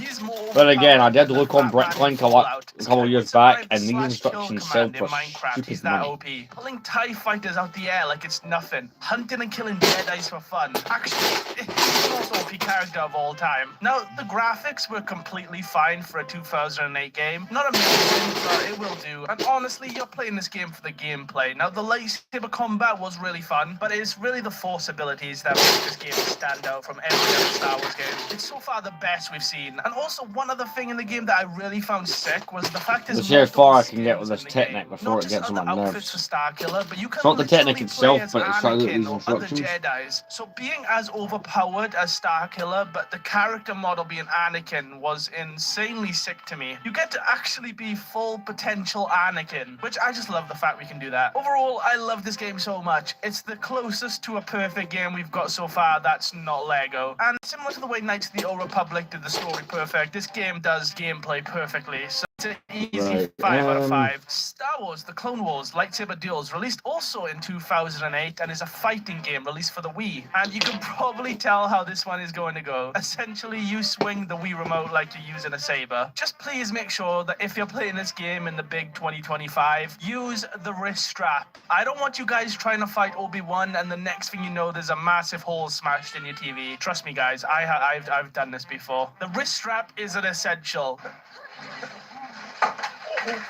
Seriously, that was not my proudest moment. But this game was actually pretty cool. They went all out with the Wii controls, but then again, it is the Wii remote, so you're lucky if a swing even registers half the time, let's be real. But as the name probably tells you, it's set in the Clone Wars, and the show Clone Wars to be specific. And growing up, and even now, I'm not gonna lie, it is one of my favorite things the Star Wars universe has ever produced. So being able to play as these characters from the show was really cool. And even graphically, they kind of limited the look of the show. So in general, the game was pretty fun. And if I had this growing up, I would have probably loved it. So let's give it a 3 out of 5. Star Wars The Clone Wars Republic Heroes, released in 2009, and similar to the last game, is based on the Clone Wars TV show. The first and second season, to be exact, and has divided gameplay where we go from being a Jedi hacking and slashing our way through the Clone Wars to then playing as a clone. I mean, the Clone Wars. It makes sense for us not to play as them a little bit. But similar to the last game, I had a lot of fun with this one. I just love the fact they really go all out for the aesthetic to try and match the show. Now, this game is not perfect. In fact, it felt kind of cheap a lot of the time, but if you want to get a little feel for the Clone Wars in a video game, it's probably a good bet. 3 out of 5. So, this next game, I'm just going to run past quickly as we got some big ones coming out. Star Wars Battlefront Elite Squadron, released in 2009, and You're is a welcome. handheld game. As you're And just joining, technically we're the fourth building game the in Republic Battlefront dropship. series. It does a cool little thing where you can go straight from space combat to ground combat and vice versa, but apart from that, it felt pretty samey. It was fine, nothing special, so 2.5 out of 5. Lego Star Wars The Clone Wars, released in 2011, and if we don't include the complete saga, this is the third full-fledged Lego Star Wars game, and it follows the Clone Wars movies and the first 2 seasons of the show, and this was the first Lego Star Wars game that I didn't play growing up. At this point in my life, I was trying to hit trick shots on COD, but similar to the last 2 Lego Star Wars games, this one follows the exact same formula. And again, it was fun, but for me, I play Lego games for nostalgia, and as I didn't play this one growing up, it didn't really hit the same as the others. Not that it's a bad game, because I don't think Lego Star Wars could ever be bad, so I'll give this one a nice little 3.5 out of 5. Star Wars The Old Republic. So the kind of Technic thing we've got going so far, I said the Technic in the set will take a while. If you're planning on playing this game in the future, I recommend you pay $15 to unlock all the expansion content, because even though it is technically free to play, there is a bunch of limitations to the free to play model in this game. But let's break this game down a little. The game is 300 years after Knights of the Old Republic 2, and now the Jedi and Sith are living in relative peace. But of course, in the background, the real Sith are slowly getting stronger and ready to return. Now, I've never really been an MMO player, with my main MMO experience being Destiny 2, which technically is an MMO. We're on a bit of but difficulty it this ain't the no first World of time around. Warcraft, that's for And sure. there But we similar go. to other MMOs, in this game you create a character and absolutely grind quests to get XP and items, with the quests having a bunch of different types, from class stories, planetary storylines, and if you include the expansions, you get stuff Also, like this is the Rise bit- of the main Hutt bit Cartel we and managed to other get built. Star Wars storylines. Now, before playing this game, I had heard of it mostly from the cutscenes. Now, I don't know why, but this game goes insanely hard when it comes to cinematics. Right. Like, just look at this. Okay, right, 1 second, just try to go on stream this. Yeah, alright, I get where we are now. Holy shit, that may be Because I'm better using than actual Star Wars digital movies, but I instructions, thought it's this not game the was best. cool. Honestly, if I was more of an MMO player and played this game early on in the life cycle, I feel like I'd be enjoying it a lot more than now. I'm not saying it's a bad game. I'm betting a lot of people watching this absolutely love this game, but to me it was a 3.5 out of 5. Star Wars Force Unleashed 2, released in 2010, and is a sequel to a peak Star Wars game. And once again, this shit is just peak. I don't know how they keep getting away with this. But after the death of Starkiller in the original, he is back as a clone and struggling with fragmented memories from the original, which is a pretty good way to bring back a dead character in a sequel. But like the original, the clone Starkiller is an absolute menace. Once again, the most overpowered Now you gotta get character Technic of all pins time. in The all the canon right for him places is of this kinda one. overpowered due to alternate timelines and Get the stuff. correct Overall, this amount guy's of feats pins. are insane, killing Vader, Luke, and other Jedi and Sith. This guy is an absolute menace. Gameplay felt very similar to the original with just some upgrades to combat, which felt a lot faster. I just love these two games, and I'm just going to give it another 5 out of 5. I'm going to need a remaster ASAP of this one. Kinect Star Wars, released in 2012 for the brand new Kinect. I swear to God, Microsoft thought they were absolutely cooking with the Kinect, but they weren't, because a lot of Kinect games are just awful, and once again, Star Wars Kinect wasn't much better. But before I get into that, let's go over the 4 games of this game. You've got Jedi Destiny, which is the campaign of this game. Pod Racing, where you pod race. Rancor Rampage, where we play as a Rancor and just smash stuff up. And last but not least, Dance Off. This game's answer to Just Dance. Just make your head. Holy shit, I'm so tired. Now, there is a decent amount to do in this game, but if you've played with Kinect, you'll know that this is a different type of tank. Swinging arms, hoping it'll register is not just a wee thing. This thing will register 90% of your movement. Now, I have a history with Kinect games. I actually played the Harry Potter one in my recent video, and let me tell you, that blows this piece of shit game out of the water. Kinect Star Wars was really bad. Really, really, really bad. It's a 1 out of 5. Okay. Star Wars Pinball. We'll stay alive for a little bit longer, but I'm not going to make this thing like too much longer. 2 out of 5. I'll admit, it is come for 9:30. I am kind of wanting to chill out and do some gaming, which I think I'll put on Lego Star Wars through the Clone Wars. So we were working on that in the last stream. Delisted and shut down. I've decided to only cover games I can actually play instead of doing the whole this game came out then, but unfortunately I couldn't play it for every other game. So if you don't see a random mobile game you played in 2012 here, it's because it's been delisted. If there was a way for me to play a mobile game, I will cover it. This also includes browser games and Facebook games and other random online games. But a lot of these are physically impossible to play. So please guys, I know these games exist, but it's not possible for me to play them. So if you do see this, just know if there was a way, I would have done them. So the next 2 games, I'm going to combine into one. Right, Star Wars Angry Birds 1 and 2, released in 2012 and 2013. And if you've ever played any Angry Birds game, you've played this one. You use these little Angry Birds and launch them to destroy your enemies. 2 out of 5. Star Wars I've got it on the table here, Heroes, it's the released in most convenient way for me to do mobile this. and PC. And this game has you collecting characters and other Star Wars characters in turn-based combat, PvE and PvP. There's not too much to go into this game. I thought it was fine for a mobile game. It's a 3 out of 5. Star Wars Battlefront, also released in 2015, and don't get it mixed up with the ones released in the early 2000s. This right here is a classic reboot. And usually reboots can be awful. I mean, you've got examples that's bad. Planet of the Apes 2001. Yeah, that one is also bad. But okay, Casino Royale. And right next to that is where the Star Wars Battlefront reboot sits. We have an absolute banger here. With DICE taking everything they learned from the recent Battlefield games, which at the time were at their peak with Battlefield 4, and with the 10 years between this and the original Battlefront games, graphics and gameplay have advanced so much. Having 20 players per team in massive maps just battling out with modern graphics is just breathtaking. Similar to the original Battlefront 2, the battle point system makes a return, and now we actually have full HD models. Sorry, like I said, it is digital instructions that are not very good, but it's the best I can get. Without actually going to design the instructions. And the feeling when you're alone soldier and you see a Jedi walking towards you, you already know that you're cooked. But similar to the other 2 Battlefront games, the game takes you to places from the Star Wars universe map-wise, and they once again look breathtaking. Overall, there's 9 large maps. Now, that may not seem like a lot, but it's just due to the size of these maps that they never really get boring, and the variety with them is great, from Cloud City to Hoth to Jakku, which, if I'm not mistaken, is the first time there's been a map here in a Battlefront game. Now, I may be wrong with that, so just let me know in the comments if I'm being a dumbass. But overall, another banger here. So far, Battlefront games just don't miss. And if you're looking for a perfect Star Wars feel, this is it, okay? It's not a 5 out of 5 due to there being no campaign. Come on, guys, just give me a low one. So I have to give it a 4.5 out of 5, which hurts me, but it was great. Star Wars The Force Awakens, released in 2016, and follows the first Star Wars sequel in The Force Awakens. And even though compared to the rest of the Star Wars movies, The Force Awakens is closer to the bottom of the list, honestly, it wasn't awful, but I can't say that for the rest of the trilogy.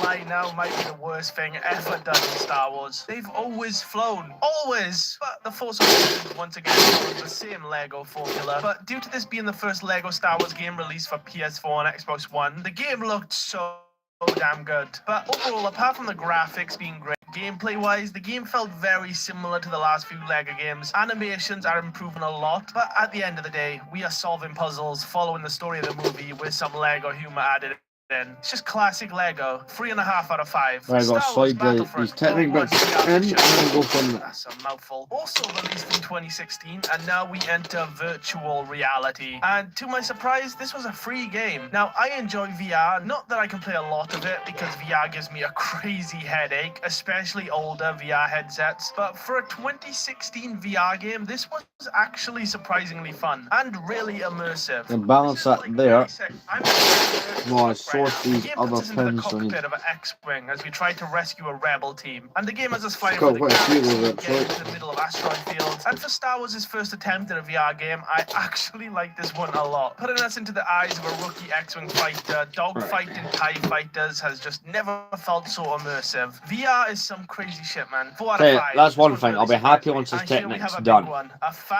I don't favorite, mind building Star Wars Technic, but Battlefront this 2, with released the in dodgy 2017, instructions and is me, not the myself, most I cannot ideal speak way highly to enough of build this it. game. This is my Battlefront game, a game that I had on pre-order and was waiting till 12 o'clock to get grinding. And holy shit, it's peak. It's so peak. It takes everything that the other Battlefront games did and turns it up to the max with new characters, new classes, new maps, new game modes, new everything. Adding one of the best game modes in any Battlefront game, Hero Showdown, which finally lets us duel other players as Jedi and Siths. And let me tell you, some serious fights have gone down on this game mode. There's no more immersive feeling than blasting the Right. Duel of Fates and 1v1ing on this game. It's just Got a whole bunch of cinema. those. It is real cinema. Now, not that this game is perfect, because there was actually a lot of drama when this game first released about the dreaded loot boxes. Now, me, myself, I'm not that against supply drops. I mean, I grinded COD when supply drops were in the game, but holy shit, these EA guys took this to the extreme. Up there with FIFA when it comes to the most pay-to-win system ever implemented into a video game, with the loot boxes containing powerful star cards that give massive stat boosts and ability boosts. It was so bad that So these EA, bits one can of the just most lock the money-hungry other bits rather companies than- of all time, got bullied to remove the whole system, which did then improve the game a lot, but it's been 9 years since this game, and I think we can all agree that another Battlefront game would hit different. So EA, if someone from EA is watching this little Welsh guy, just give us another one. I know you got one more in you. It's just such a great series of games, and this one is easily another 5 out of 5. Give us Battlefront for it, and my life is yours. Star Wars Jedi Fallen Order, released in 2019, and once again is a game created by EA. And somehow, once again, EA absolutely cook another Star Wars game. This is the first full single-player Star Wars game to release for a pretty long time, especially a third-person action-adventure game. And I think this may be a rogue shout, but I think this game has easily the best lightsaber combat in any Star Wars game ever. For the first time, you can really feel the impact of sabers, chopping enemies apart. But let me just slow down for a second and go over the story of this game. The game introduces us to a brand new character in the Star Wars universe called Cal Kestis, played by the annoying kid out of Click, and Ian Gallagher, out of one of my favorite shows of all time, Shameless. But the game follows him as he's hunted down by the Galactic Empire. Now, Cal isn't a full-blown Jedi, not yet anyway. He was unfortunately a child during Order 66, which you know what that means. But with the help of his master, Jaro Tapal, he's able to escape the whole Order 66 situation, which then leads to him being on the run after being outed as a Jedi at the start of the game. Okay, now we can get back to the gameplay. Now, a lot of people like to call this game a Souls-like, and I understand this game includes its own bonfire and has gameplay elements borrowed from those type of games, with the interconnected map layouts, but to me, it's the difficulty that really makes a game a Souls-like. And even though Fallen Order can be a bit difficult, overall there wasn't a lot of times where I felt stuck like I would in a Souls-like. I can't do anything! So I just call this game an action-adventure. I feel like the combat is so too smooth to be called a Souls-like. The saber combat is amazing in this game. Just slashing up stormtroopers feels amazing. And Cal Kestis, even as a Padawan, feels so powerful. Now, not as powerful as Starkiller, but you can deal with a lot of enemies quickly in this game. Now, if you've never played this game, once again, I'm going to go into some spoilers, so skip to this timestamp if you're planning on playing this game. The Darth Vader ending segment, guys. When I tell you, when I originally played this game, this might have been the most hyped gaming moment I've ever experienced. Going from being able to deal with groups of enemies throughout the game, having a massive ego, feeling like you can't be stopped, to then knowing you don't stand a chance against Vader, I was actually scared of this man. Right. Running away knowing Ooh, he's quite a right few of those, behind right. me is it's just so good. This game's an easy 5 out of 5 to me. Actually, one of my favorite what Star size Wars is it games then? ever made. It's the just small an size, amazing okay. experience. Vader Immortal, a Star Wars VR series, also released in 2019. And you can probably guess, the VR game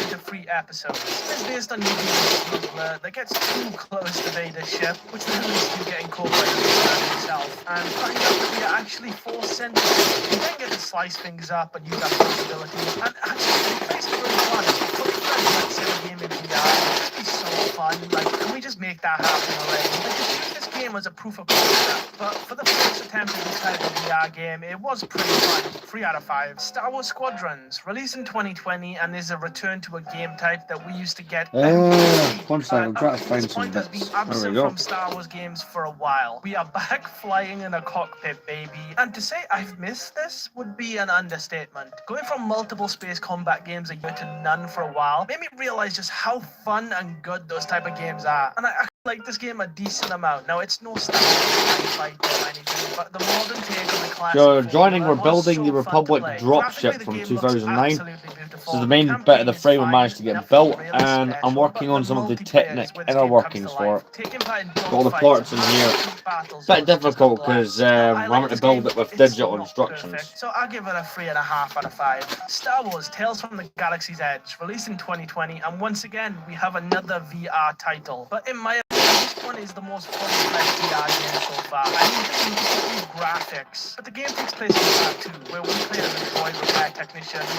unfortunately crashed on the planet due to pirates. And I'm not talking about Blackbeard, I'm talking about the weird space pirates. After landing on Batuu, you get to shoot enemies with blasters and explosives, and go in a saloon. These are old friends we haven't seen in a while. This was a good VR game, a game to pick up for an hour and play and get on with your day. Easily a 4 out of 5. Actually really enjoyed it. Lego Star Wars Castaways, released in 2021 for iOS and Android, and was developed by Gameloft, the creators of classics like My Little Pony, Magic Princess, and Minion Rush. And if there is a single positive that I can give this game, it's the visuals. The environments are fully built by Lego bricks, but apart from that, you just repeat the same levels over and over again to level up your minifig. It's pretty simple, but I guess if you're a big mobile gamer and love Star Wars and Lego, give it a go. You may like it more than I did. 2 out of 5. Now, I know I said I wasn't going to speak about games that are since this game got shut down literally a couple days ago, I think that it's only fair that I speak about it a little bit. Star Wars Hunters, released in 2021 for mobile devices and was shut down on the 1st of October 2025. That's just one thing about these videos that's kind of tough. When it comes down to the mobile game stuff, they just don't last. But I actually got to play this game before it shut down, and it was fine. You pick from multiple classes and just fight other characters. Nothing special, but it's not awful. I don't really know why it got shut down. There's a lot worse mobile games than this, so I'll give it a 3 out of 5. Star Wars Pinball VR, also released in 2021, and I am going to blow your mind here. It's a pinball game, but in VR for some reason. Such a bad game in VR. 1 out of 5. Lego Star Wars Skywalker Saga, and is the ultimate Lego Star Wars games, with TT Games taking everything they've learned from their past Star Wars ventures and using it in this massive finale, combining all 9 Star Wars movies into a single game. And with the power of modern consoles, this game is easily the best looking Star Wars Lego game ever made. The physics, the fidelity, it's just unbelievable. Like I said, the Skywalker Saga follows all 9 movies, which is pretty crazy, but due to just the amount of content in these movies, they did have to cut short some levels that were in the originals, so don't expect the stories to have the same amount of depth that the other Lego games had. Back then, they only had to concentrate on 3 movies at a time, but overall, I really didn't mind this change. And I've been distracted, I've said that so many times. Worth not getting certain scenes, Need to find some especially parts. when the main scenes you needed were in the game, like the Mustafar fight. Now, I know I've spoken about this fight probably 20 times in this video, but if you love the original Star Wars Lego game, then you will obsess about the Skywalker Saga. Just look how damn good this looks. But for Star Wars' big triumphant Lego game, the game did everything it set out to do, and in my opinion, this is easily one of the best Lego Star Wars games. So for that reason, I will be giving this a 5 out of 5, and I don't care if you guys don't like it. I absolutely loved it. Star Wars Jedi Survivor, released in 2023 and is the sequel sequel to, in my opinion, one of the best Star Wars games ever made. And does it live up to the hype? Yeah, it's damn good once again. The game once again follows Can't the read the story number of Cal here, one Kestis, second. who is now a more experienced Jedi, as the game takes place 5 years after the original. And once again, I'm going to put a little spoiler warning here, just to go over some of the plot. So if you haven't played this game, here's your warning to go to the time on the screen right now. I'll give you a couple seconds. Okay, now that they're gone, I can carry on. The game's main plot is Cal, along with his companions, trying to find a hidden planet called Tanalorr, where we are hoping to set up a new home for the remaining Jedi, somewhere the Empire can't find them. And of course, along the way, shit goes wrong. Oh, there's Darth Vader again. He's now slaughtered our best friend. And then at the end, whew, the rebellion wins. It's just simple Star Wars stuff, really. The game also improves on the combat, which in my opinion was almost perfect in the original. The fact it somehow made it better in the sequel blows my mind. Similar to the first game, there is more planets for you to explore, but this time the planets are a lot more open and less maze-like. No more getting lost and having to stare at the worst map in the game in history like the first game. But I think this was a damn good sequel. Now, I did prefer the original more, but that's not to take anything away from this game. It's still really, really good. 4.5 out of 5. Nah, this is Star a bit Wars that Dark slows me down trying to Remastered, find all released in these. You still got to 2024, and find this one 2 is more. pretty self-explanatory. It's a remaster. There's all grey pieces in the game, side which bits. shows you how damn far we've come throughout this video. We now have remasters of games I just played a few days ago, but up close on the screen so you can see the title remastered done. And these type of remasters, I'm actually a big fan of. Keeping the same vibe as the original, but boosting the clarity and I'll just give this one the same rating as the original 5. Star Wars Battlefront, the classic collection, also released in 2024, and is a port of the original 2 Battlefront games for PC and console, now allowing up to 64 players in a game. Now, it is the exact same as the originals, but hey, more players the better, I guess. Now, I won't give this game a 5 out of 5, like both Battlefronts are great, but come on guys, you didn't have to re-release the whole damn game again. I'll give it a 4 out of 5. Star Wars Bounty Hunter, released also in 2024. God damn, guys.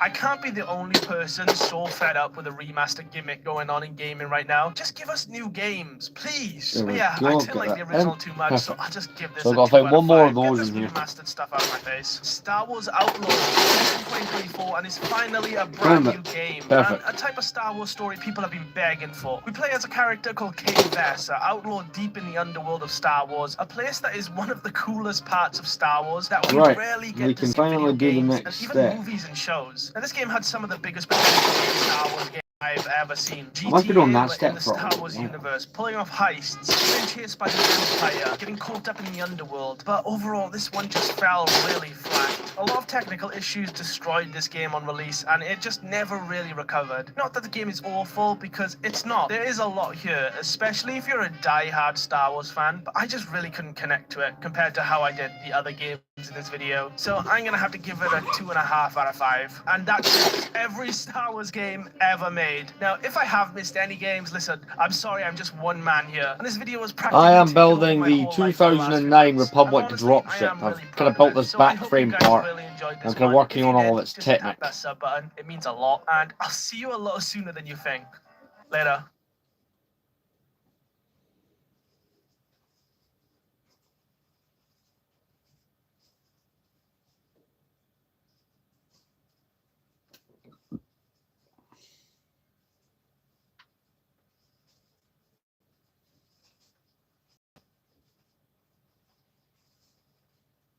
One second, I'm just looking for something to put on in the background.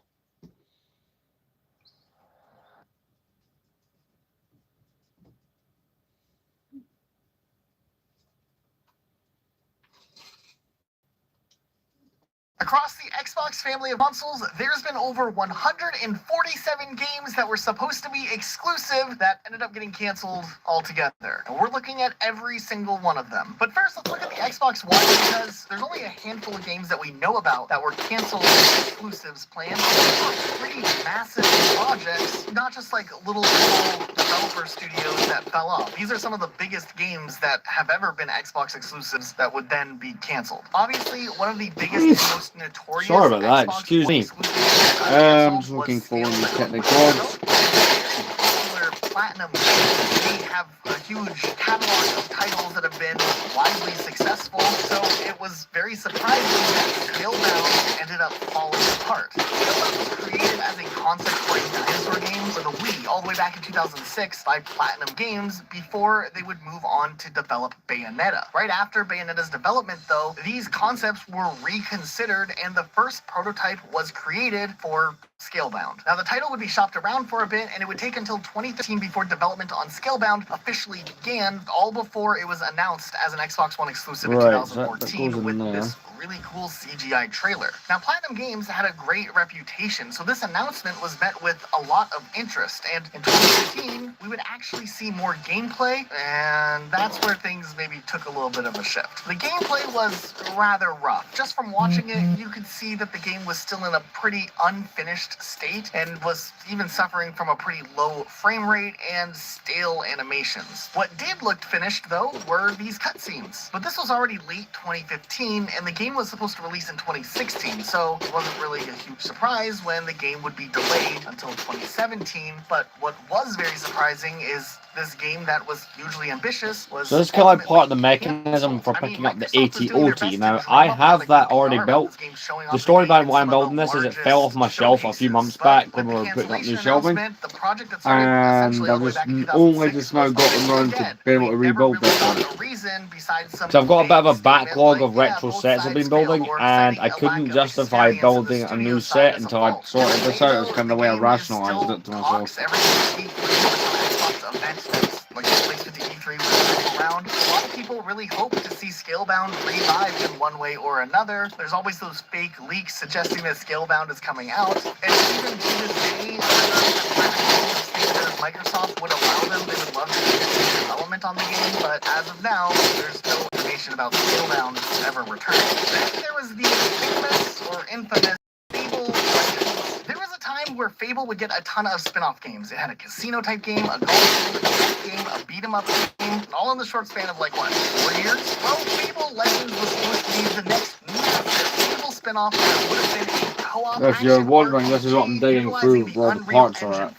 And when the game was first shown off, I've been collecting Lego for must be what, 17 years? No, 18. Live service with an expected life cycle of 5 to 10 years, which is pretty impressive. And yeah, there's a timeline out there where we got the 10th year of Fable Legends support just recently. Now, plans were to release the game as a free-to-play game in 2015, but it was delayed to 2016 with an open beta announcement the same day. The beta, which went public, was decently received and some players liked it, but in a shocking twist, Microsoft would close the studio and cancel Fable Legends mid-open beta. The beta would end April 2016, and anyone who purchased microtransactions would be refunded, and that would be the last we'd ever hear of Fable Legends. And Lionhead Studios, who had been working on the Fable franchise for I did years it one time, but I've not built one for years. That would be it for Fable. That's more of a, I prefer to use the space for my collection. Legends back, since that studio is Because you can only see a small part of my collection behind me. I'll show you some more of it. The shelves need reorganizing, but... And who knows if that's ever coming anytime soon, with all of the rumors that have come out of that studio regarding development on the next Fable. And apparently Microsoft already pumped $75 million into the project before canceling it, making it the most expensive video game development at the time, only having gotten beaten out by Star Citizen and Cyberpunk in recent years. And then there was the announcement for Phantom Dust 2. Now, the original Phantom Dust is actually a personal favorite of Phil Spencer, and was so convinced of the gameplay being ahead of their time that Microsoft would eventually decide to make a multiplayer-only version of Phantom Dust that would have served as somewhat of a reboot/sequel. Now, when reading that they wanted to make this game for the growing esports community, it's kind of an odd and cringy choice, just out of touch here, but they realized at some point how stupid it is and wanted the studio to start a single-player campaign on top of the multiplayer, but on its original budget, which sounds kind of impossible. And then things get even weirder when Microsoft announced the game in 2014 with a trailer that the studio developing the game had never seen and didn't even know that it was being shown. And then on top of that, the studio felt like the trailer misrepresented the game that they were working on. This sounds like 50 Shades of Halo 5 all over again. Then after that, a few months later, Microsoft removed the studio from the project and tried to find a new studio to take over development, but there was never a Phantom Dust released, so either they're still looking or the project quietly and swiftly died. The last time anything Phantom Dust related came up was 2016 when they announced the re-release of the original game with a slight upgrade to being playable on Xbox One for 2017. But that's about it for Phantom Dust as a franchise, at least for now. There was a launch title for Xbox One that never actually made its way to release, known as Stormlands, which was being developed by Obsidian Entertainment, who had a pretty good track record at this point under their belt. It would be ambitious like the I'm trying to find a RPG part. series tied with an MMO aspect. Apparently, That's the there would be one. massive bosses in these open shared worlds, and the game would seamlessly matchmake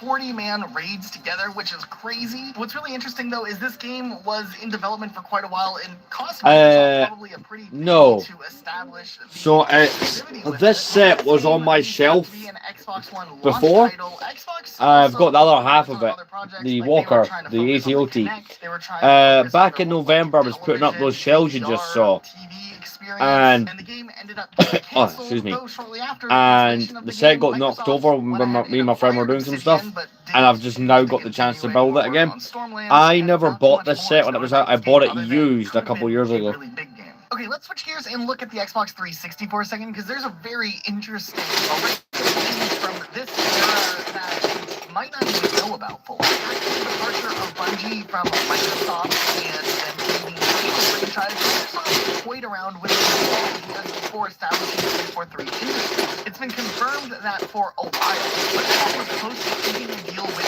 Gearbox to take over the Halo franchise and release one or two more games after Bungie departed the franchise, or was the decision was then changed to create 343 Industries. Also, during the time that Halo 4 was in development, Microsoft originally eyed to see the Halo Usually franchise become eBay, to a be honest. yearly released game. Occasionally And I've in an picked older sets video up on our at channel, we conventions, actually but uncovered that typically there eBay.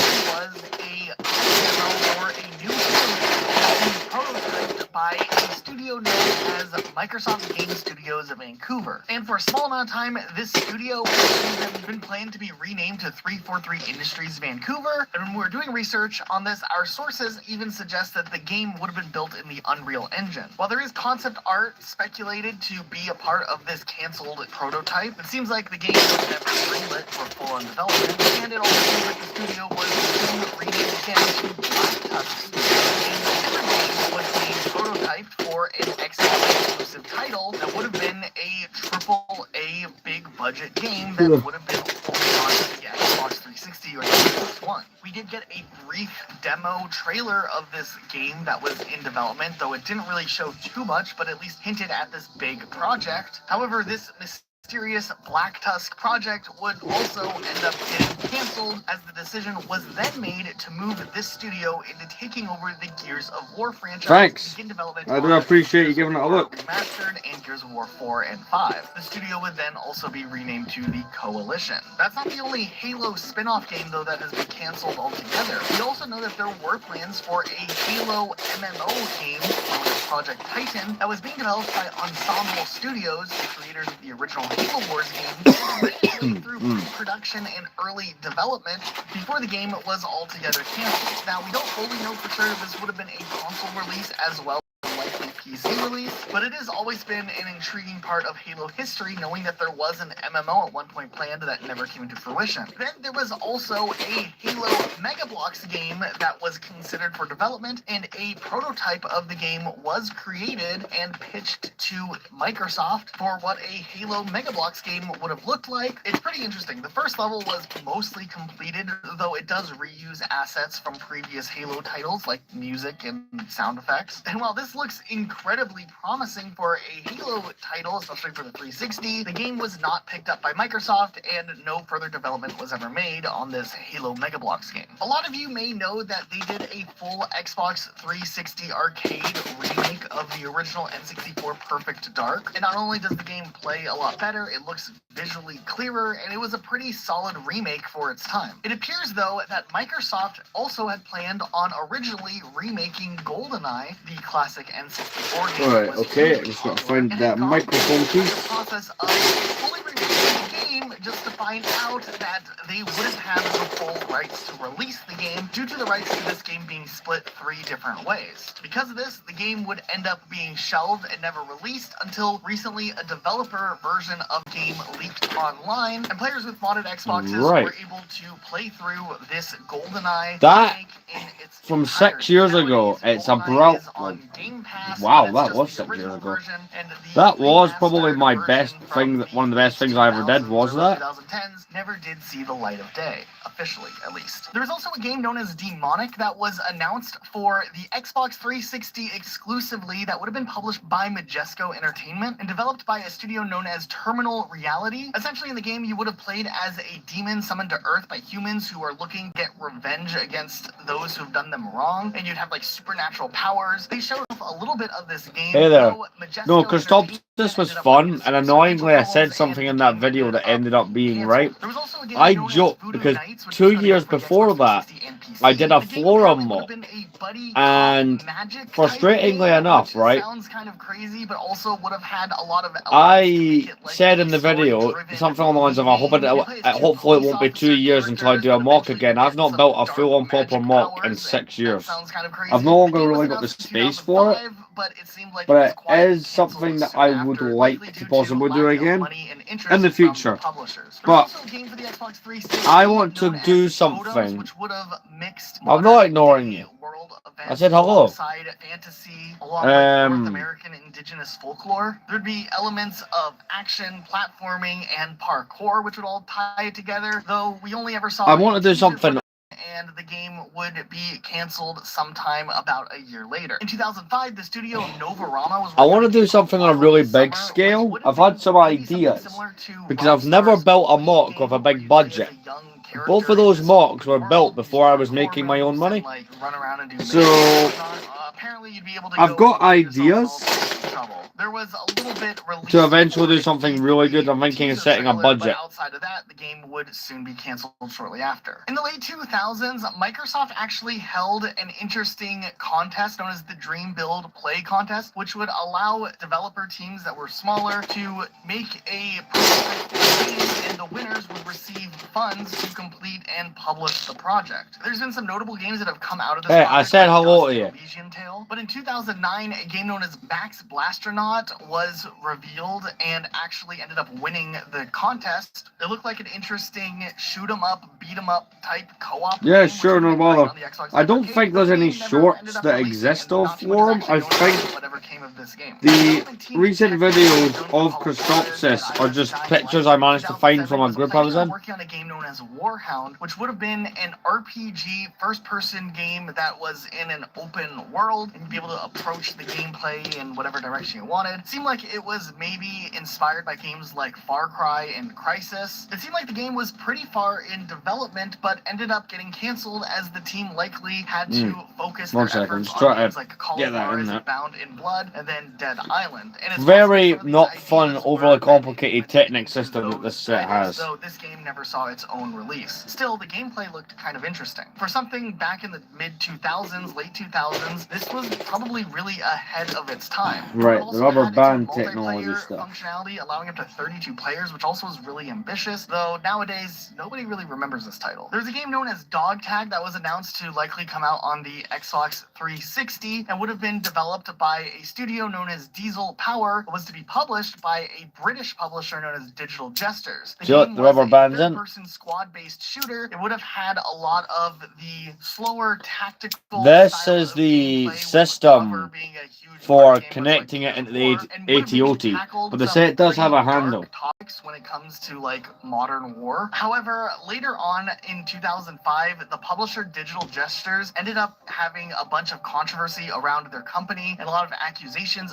against them regarding things like lack of payment for games, doing business under different business names to attempt to hide or escape from financial troubles. They were facing legal action. There was a ton of things going wrong with it. And it appears that the company that owned the game developing studio petitioned to the UK courts to have Digital Jesters liquidated, and eventually this resulted in the publishing deal being canceled. While the company that owned the developing studio still had rights to the game, and apparently for a while they were seeking out another publishing deal. It didn't seem like they ever found a company willing to publish the game, and the game never actually ended up releasing. The MechAssault games were two really popular game series on 'Cause the next original thing I Xbox, and build there was actually is a the third handle. MechAssault game that was planned for the Xbox 360. So but it was that pitched by Day One is the Studios Technic to system Microsoft. from inside Not the too much is dropship. actually known about what ended up happening with the pitch for this game, as it seemed like they also were pitching multiple games at that time in 2012, and then maybe a different game was picked up, which could have been an evolution of MechAssault 3, but then that game may have also Now, fallen I apart don't after have the to build company the, was acquired at least by the detail Wargaming, part of the creators handle, of World of Tanks, because I and essentially was able to both salvage titles, this. MechAssault There is 3 parts of and the another set title that I known did as salvage Reign of Thunder from when it never fell. actually released. There was For apparently a example, hack-and-slash dungeon simulator that right. was in development between 2006 and 2008 by Firefly I was able to Studios, which was supposed to release on the Xbox 360. I have a The very- company was known for their Stronghold series, and this game Huh.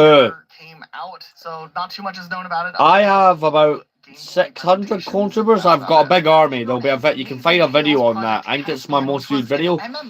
Over 14,000 views. I was able to salvage the dropship's nose. Yeah, well, I kind of figured that you were.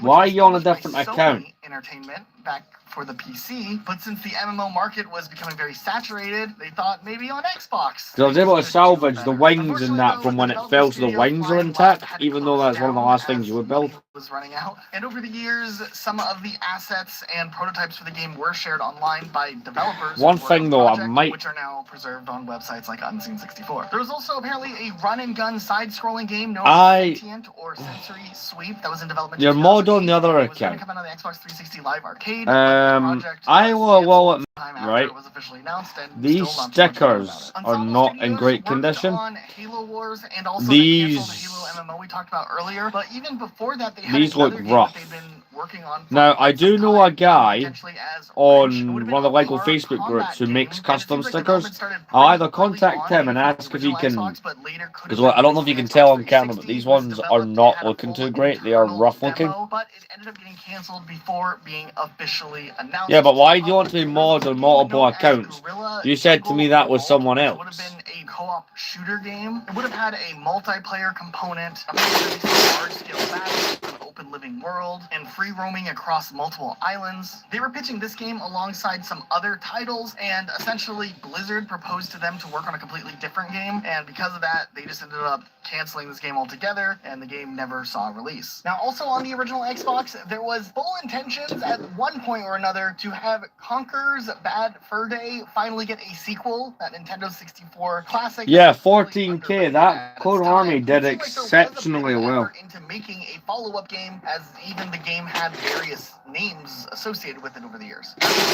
That is the best performing video on here. On a sequel, which likely would have been GameCube. However, when the Xbox acquisition of 2002 happened, things would have switched over for Xbox. Development of a lot of Rare's games did switch over to the Xbox at this time, like Grabbed by the Ghoulies, Cameo, Elemental Power, and likely Conker's Other Bad Day. Now, fortunately, much like with a lot of this video, Unseen64 has a great archive of information about what happened to this game, and they even archived an interesting interview quote from Conker's creator Chris Seaver, who even stated that not only did they start working on a sequel with that title in mind, Conker's Other Bad Day, but they also had a full storyline ready to be depicted on the screen and many new movie references in mind. The game would have dealt with I Conker's have somewhat 2 unsuccessful Horn Company tenure as clones. king. He It's spends a all of his legion that I've other never money really on beer built up. parties and hookers, and then he was thrown into prison. Conker is faced with the prospect of execution, and the game starts with his escape and chain attached from the castle's highest tower. In a later interview, he even elaborated even more about the game, saying that graphics and concepts were done for sure, but they didn't get much further than that. Conker would have been the emperor of the known universe, had a new girlfriend, and lost an old one. It would have been a massive space coup, the School Poo or whatever, and the main bad guys. He basically found out about Greg's childhood and all cats, and there were a ton of parodies of the more contemporary has things like an evil doppelganger version of Conker that you got to play as for a while. And there was even a reveal of some concept art of what that first early design for that first level where you escape from the tower would have been. In 2018, Conker creator Chris Seaver even tweeted out. Sorry, what the hell did you just comment? He would have had for Conker. Here's how I would have started Conker's other bad day, but instead with a giant panther head flying. No, you're out.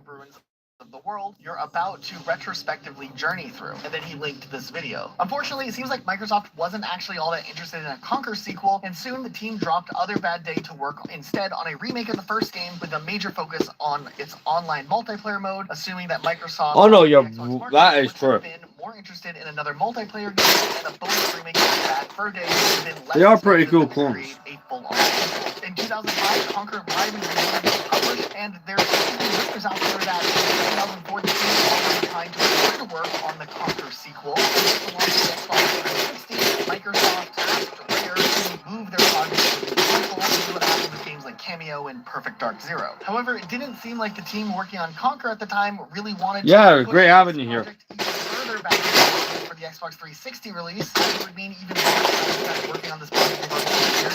They wanted to done and finished. It seemed like burnout into this title already. So at the same time, Rare started working on another multiplayer-focused Conker game known as Getting Medieval. It would have been a sequel to Live and Reloaded, reusing some of the assets from what they were working on Conker's Other Bad Day. This game would also end up getting scrapped along with a lot of other projects that Chris Seaver had been working on. And finally, he ended up leaving the studio in 2011 before starting his own indie studio called Glory Detail. A few years later, though, fans of Conker had one thing coming. Microsoft announced DLC in the form of a full game called Conker's Big Reunion. Look, I don't mind having mods, but you're not being mod on more than one account. That's just and the rest of the campaign was how I'm gonna do it, alright?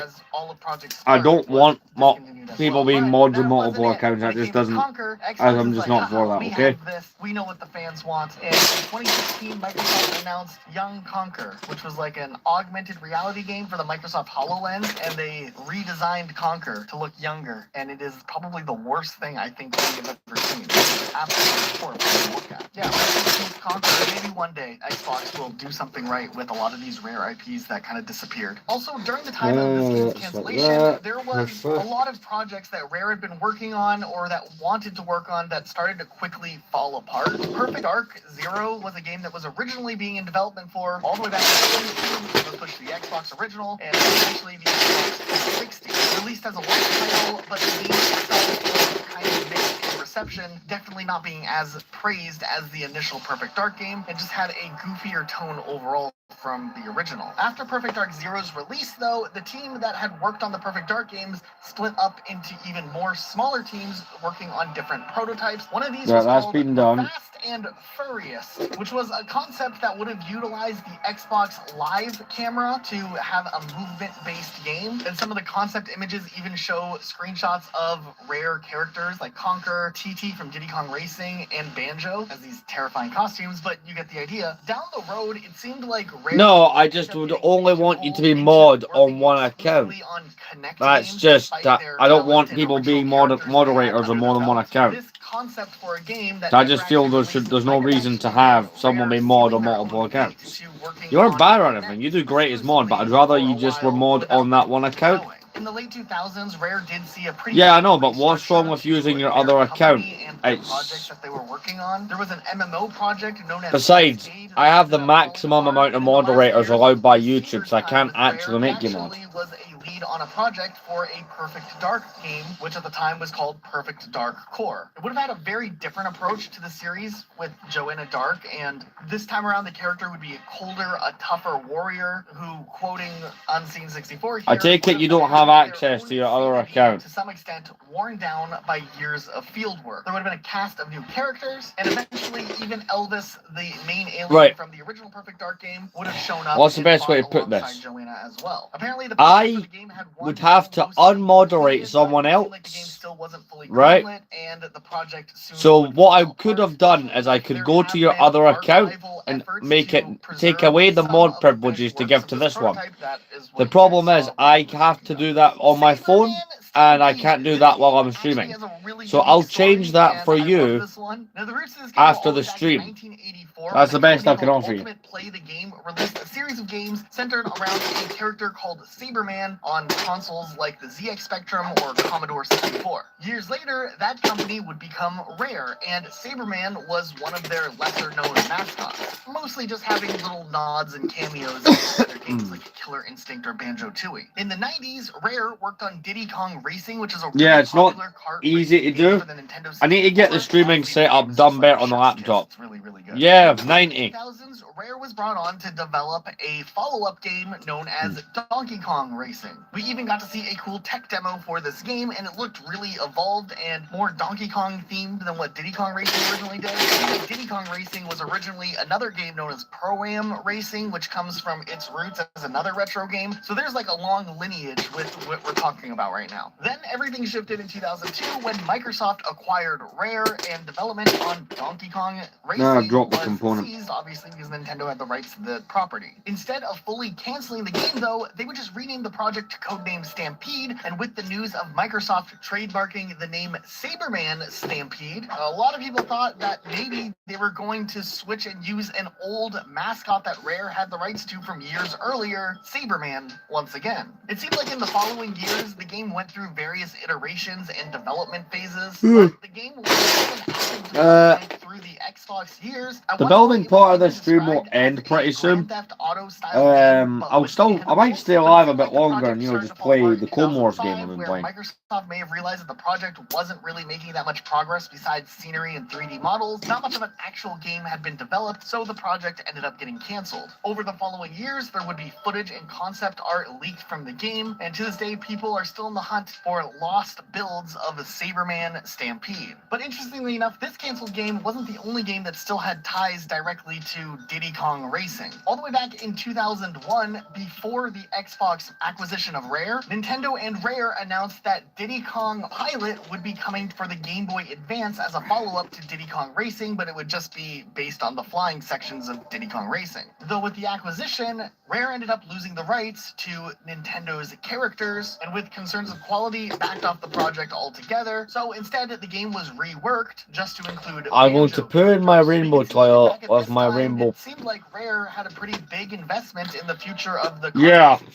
Interesting. Diddy Kong and Donkey Kong, as two games were simultaneously in development when Xbox came and acquired them. Banjo Pilot would be published by THQ and wasn't received very well, but racing games in a sense were still in Rare's blood here, and development on a Banjo game that would have been exclusively for the Xbox did go underway for a little while, known potentially as Banjo-Kazooie. Not too much is known about the game, but it would have been a kart racer that let you customize vehicles for the races themselves. Similar to maybe Right. what we We'll got do in the Xbox handout and then we'll call it a day with the customized building. vehicles to play through and platform your way through the game, though that game obviously wasn't a racing game.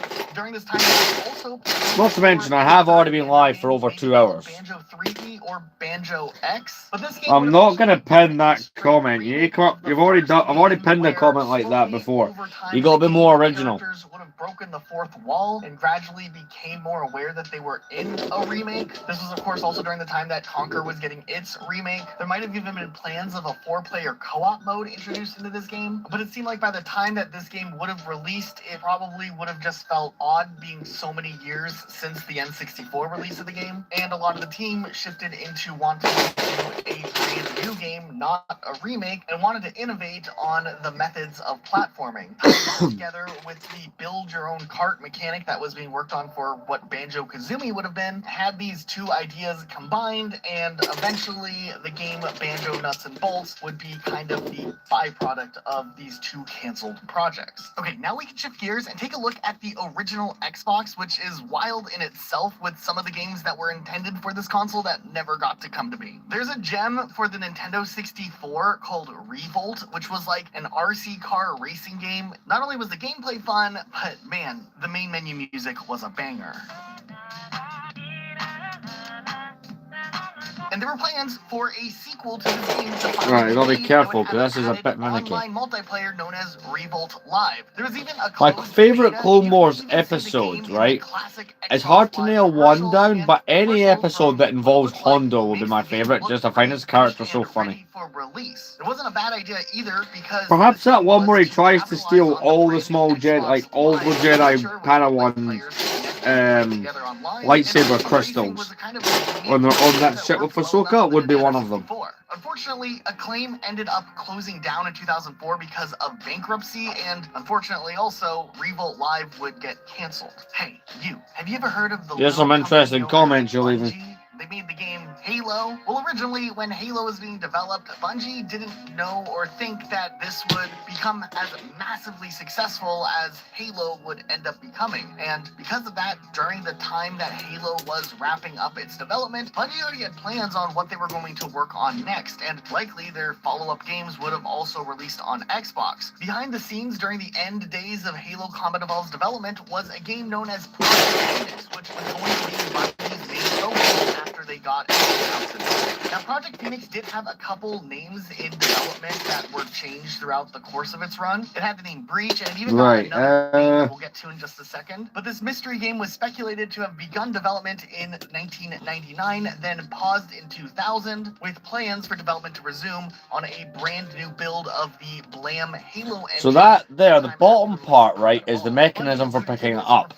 And this part here, the handle, so I can move like that. Project to have the nickname TTF-KAM2, and over the following years, some lead developers from That wasn't as much of a paint and build this time as it was last time. And even during the early days of Halo 2's development, half of Bungie was working on Project Phoenix, which is insane thinking about. Oh, King Katunko from Toydaria.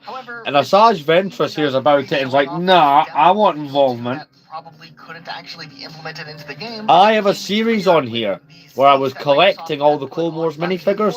That series will be coming back at some point this year. There, Phoenix was killed on the spot. Unfortunately, we never saw much of anything besides a logo and this 8-picture concept gallery that most likely was related to Project Phoenix, though it was never confirmed. The picture shows a heavy dark medieval theme with big battles and maybe even what looks like a boss fight. And nowadays it's been 20 years since the project has been canceled, and while not ever being likely to be revived, Bungie is bringing Marathon back. Maybe they'll revive Myth in the future, and maybe the ideas from Project Phoenix will work their way into that. There still are a lot of people who worked on this project back in the day still at Bungie, so who knows? Maybe we'll see something one day. Next, we can take a look at Gaia Blade. This was an RTS game with RPG elements developed by From Software, announced back in 2001 to be an Xbox exclusive with Xbox Live capabilities in mind. Besides being able to upgrade your bases with traps to defend against AI or online players, and the setting being inspired by Norse and Western fantasy literature. Do you know what the problem is with the Clone Wars version Phase 1s? A lot of people who bought them back in the day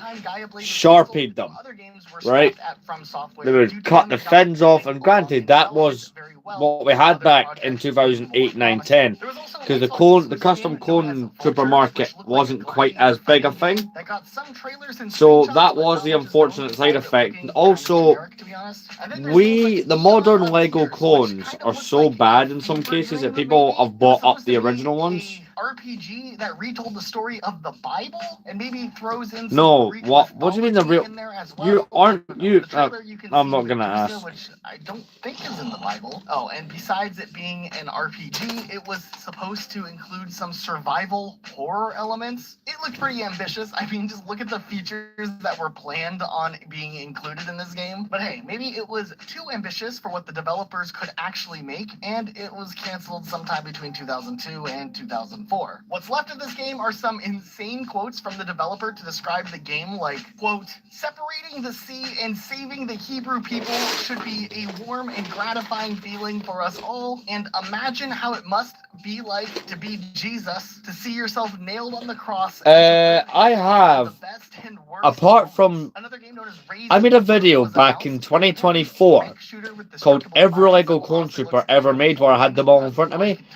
I am a bit out of date on that video. I don't have a lot of the ones from last year. I'm missing the Galactic Marines and Bakara and stuff, but for like Disney If you can think of a Lego clone before 2025, I have it. Hannah Montana Music Jam for the DS or Barbie. I'm planning to do an updated version of that every couple years. Genie bottle controller. So I don't think we'll ever see Raise the Roof actually get a release. There was a game known as Mutant Chronicles Warzone Online, which was an MMORPG set in the Mutant Chronicles franchise, which is a paper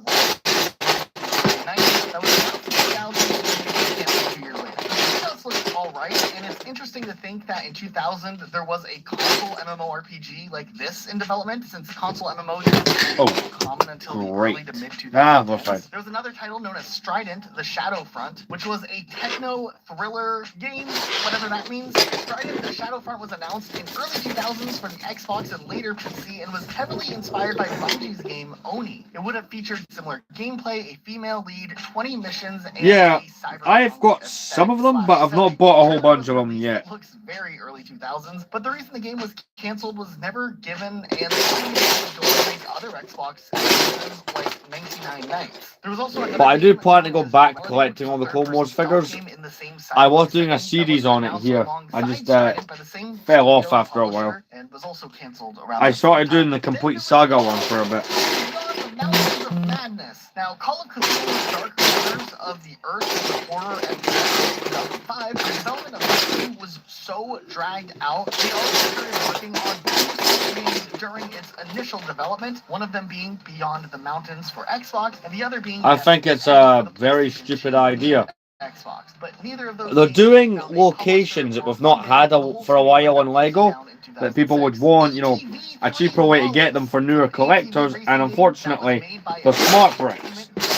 So we're now going to have to wait even longer to get normal ones. There's a prototype build that got leaked onto the internet that is playable if you have the right hardware, but it doesn't look that special, and it's probably why it got scrapped. Shade Monsters v Humans. It was an attempt What are you on about? FPS game in the early 2000s by Metro 3D, a studio so many on this list would go down with 2 years. Not the details were ever released. To be honest, they're Seriously, why are you commenting that? You got nothing else better to do. A fantasy MMO that was announced as answer to console MMORPGs like Phantasy Star Online for the Dreamcast or Final Fantasy. Well, in that case, I'm going to remove you for just commenting silliness. One picture showing the world. Yeah, I've got those. 3 pictures showing some characters. We don't know how far along development was ever, and it never got very far, obviously, before it got canceled. Next, we have The Roots, which was, once again, another action RPG that got announced for the OG. I'll show you a brief bit myself. It was eventually canceled, but There's a whole bunch of them in there with the original turbo tank. its gameplay apparently reworked. There was co-developed. All these things you're asking are good questions. I will make Never actually came. Nokia. I will make some shorts Sergeant Cruz. if you want, answering these a bit more in depth than I can on a stream. Earth's last hope for survival. He's big. He's strong. He ain't got a lot of brains, but he's got a lot of guns. Those are the opening lines for the trailer of Sergeant Cruz. But I guess we'll never find out if those statements were actually true, because the game got swiftly canceled after the studio went bankrupt. The Absolute Spirit was a potential Xbox sequel to some obscure 2D side-scroller that never made it to development, and there's very little footage, which is what we're showing right now. Internal Pain was another sci-fi action game from the early Xbox. I'll make a short based on it. I'll make a couple shorts when the stream ends tonight. We honestly have no idea what this was going to be. You comment pointed out that you maybe chicken. Yeah, that's the main takeaway from this reveal trailer. Well, they had another RPG cooking with Legend of the Sun, and there was more gameplay shown for that game, but eventually the studio just went defunct in 2001, and all their projects were canceled, so I'm starting to see a recurring theme here. American McGee's Oz. This is a studio most famous for the Alice games. Developer American McGee's wanted to make a similar game, but with the Wizard of Oz franchise. They had high expectations with this franchise, since they also announced that toys, a book, and a movie deal will be revealed in the future, and that didn't really work out, and the game itself didn't even make it to release and was canceled before it was ever actually shown off. Johnny Drive, that would have had you play as a spy movie star going against an evil real-time cartoon world, whatever that means. cutscenes. And then in the same paragraph, they also hyped up the music being So- reactive to gameplay, but it seems like that was maybe all that was notable or special about this project, and it was canceled as well. Then there was a game called The Unseen, which sometime before I would be up for doing those. I had a series maybe about 9 years ago called Minimox. This was before YouTube had the short system I was making these. This goes quite far back. But yeah, so obviously the wings and stuff survived on this spell, so those are going to go back in here till I get the chance to do anything with them. But we did get quite far with the build, further than I thought I would get in the stream. I'm going to pack it up because we're going to sit and do some gaming for like an hour or so, I think. So I was in work all day before the stream, so I was kind of tired walking in. But that's all the bits we have left to work with on this set. It's a brilliant set, and you know there's a reason this one's one of the highest rated ones. But I will make some shorts later on. We're gonna swap up the gaming. But here's what I was able to rebuild from the dropship. So this is all your mechanism here for picking up the AT-OT is on another shelf there. Of course, your wings would slant down from these bits on either side, and this is your handle, which has to be well designed for the amount of weight you're carrying with this.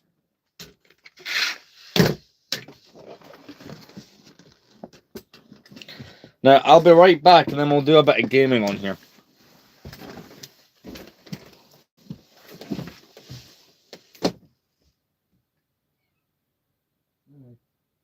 Where are you?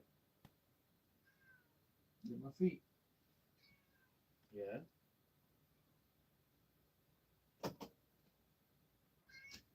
Well.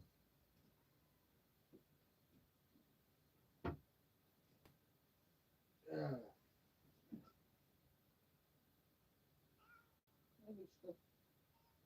See me? Yeah.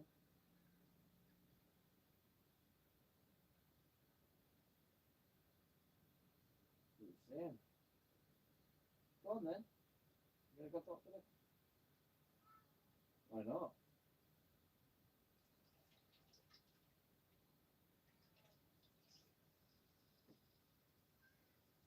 I'm doing the toilet. That's what the noise is. Come on. Come talk to me. Come on, man. Can't go that way. I'm in this one. Right.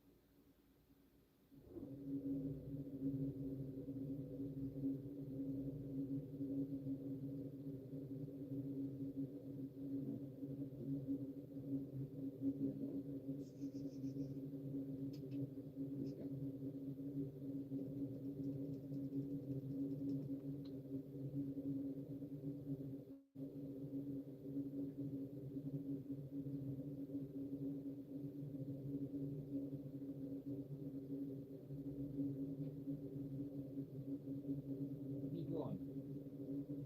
Right. Come on, man.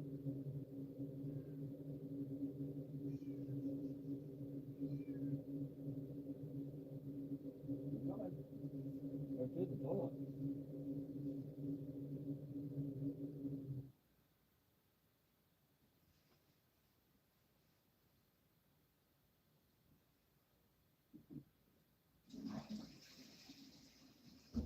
Right, what is it? This way.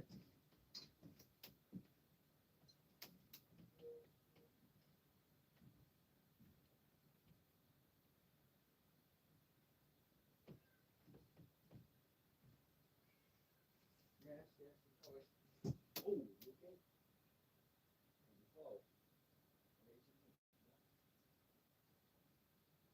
I'll get you some. Yeah, man.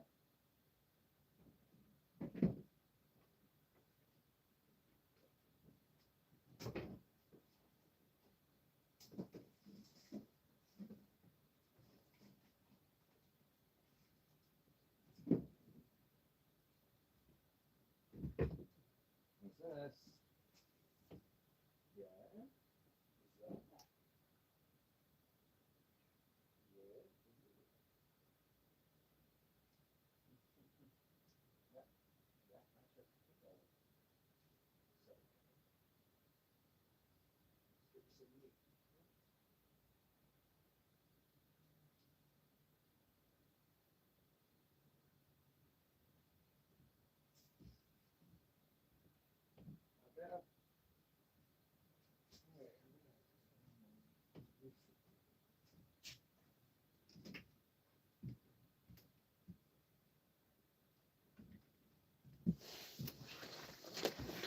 Alright, I'm back. What are you saying?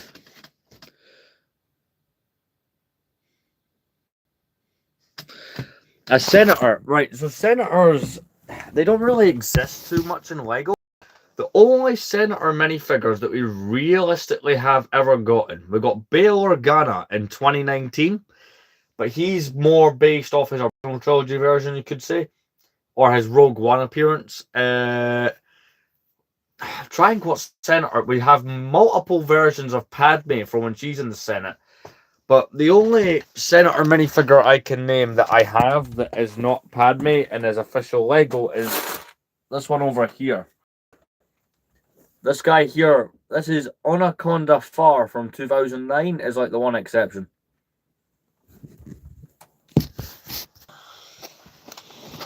Right, let's get set up. We'll do a little bit of gaming for a little while.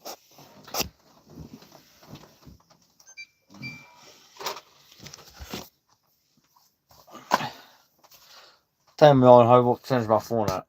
Sometimes we could go for a little while, at least do a level or two.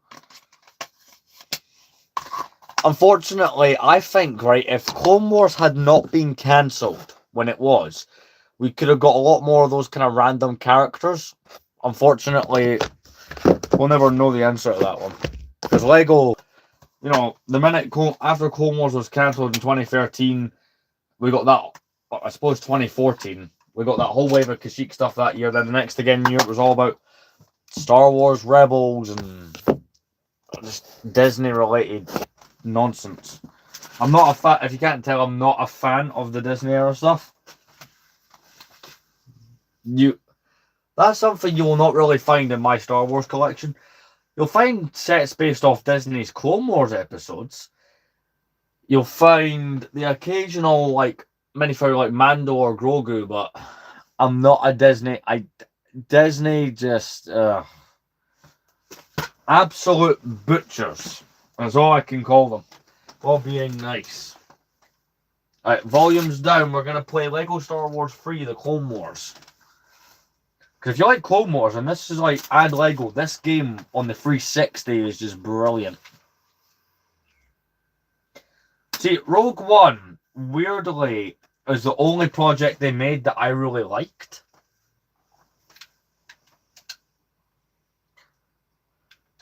Now, I'll turn the volume up once we get away from the intro sequence. Now, I'll turn the volume up once we get away from the...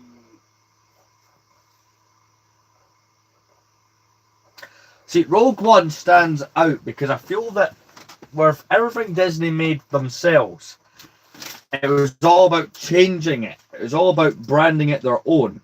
But with Rogue One, it never felt that way. With Rogue One, it felt like they were trying to match the original trilogy, you know, where it was possible.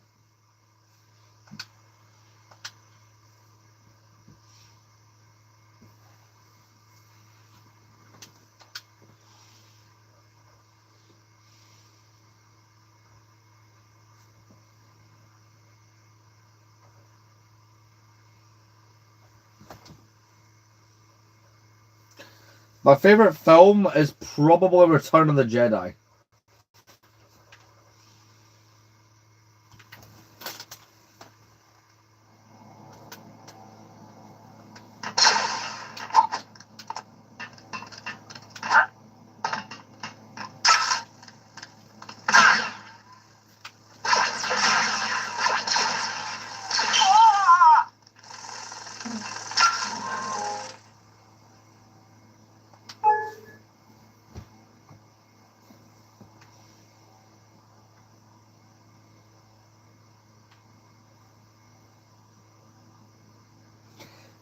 No, but it's on my list of sets for this year.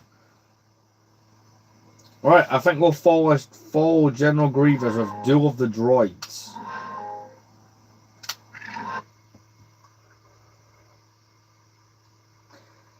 See, this year I'm planning to pick up one of two sets, right? Either the Ewok Village from 2013 or the 2008 Death Star. Those are like the two main ones I'm looking for this year.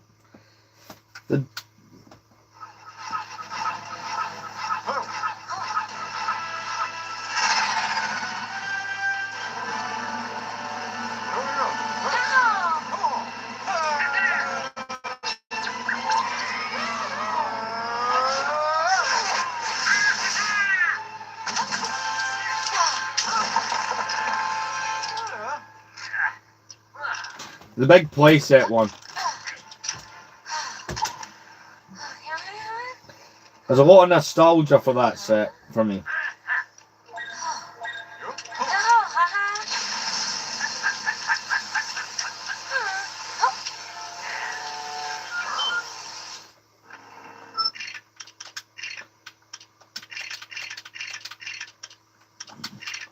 To turn on all my extras.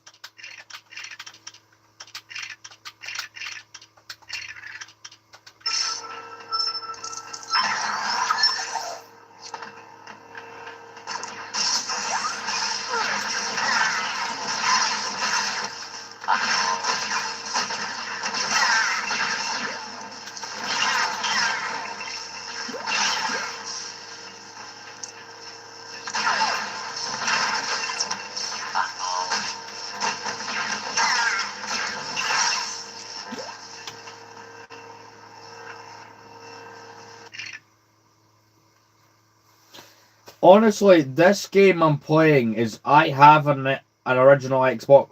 Well, it's not an original one, but I have the Xbox 360, and that's why I'm able to play some of the games I do on stream. I did buy an Xbox Series S. I had it for a month, got bored and sold it. I just couldn't get the same joy.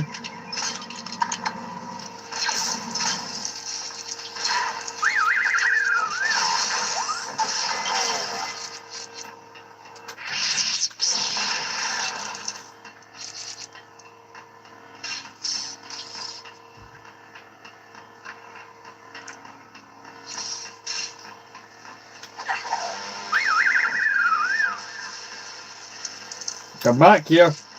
You must be massacred.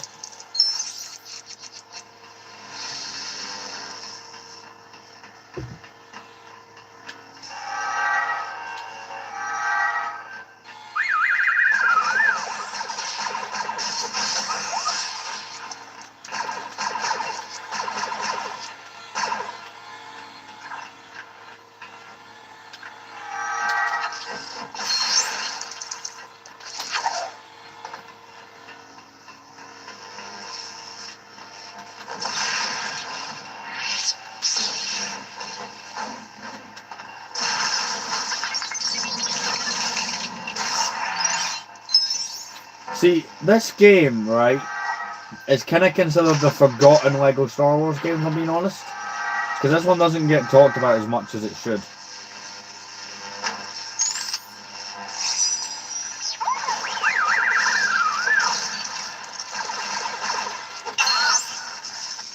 I knew there was a reason I hit that.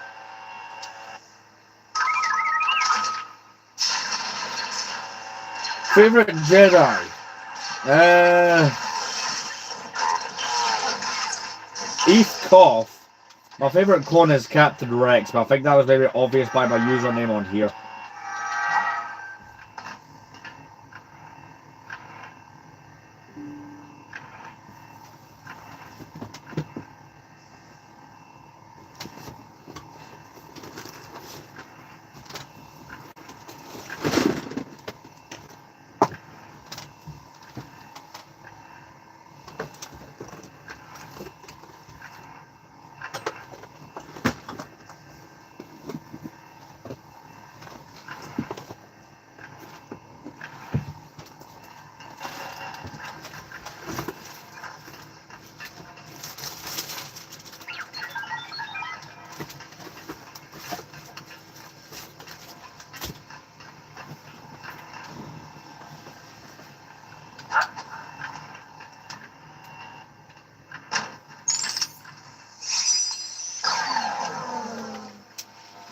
One sec, I gotta get the laptop plugged in or I'm gonna be able to read chats.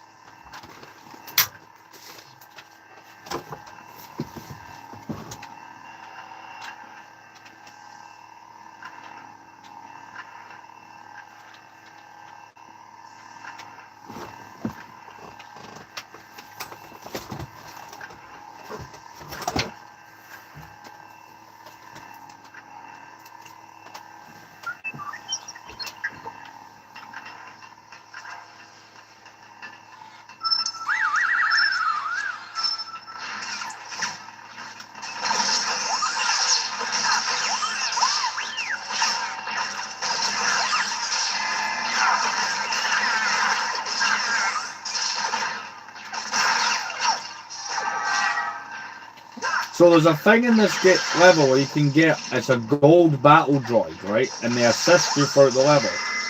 I'm trying to find those. And it helps you destroy those blocks. Oh crap, mouse droid.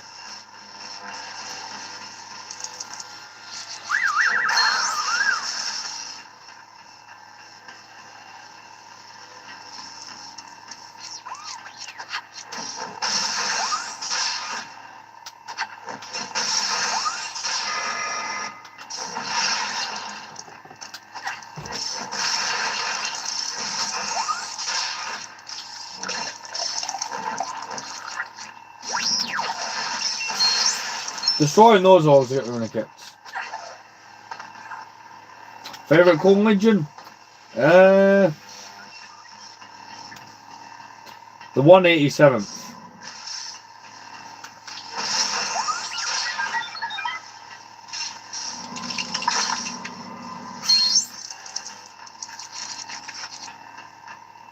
There we have one of the gold battle droids that's on our side. I'm just looking to see if I can find other ones.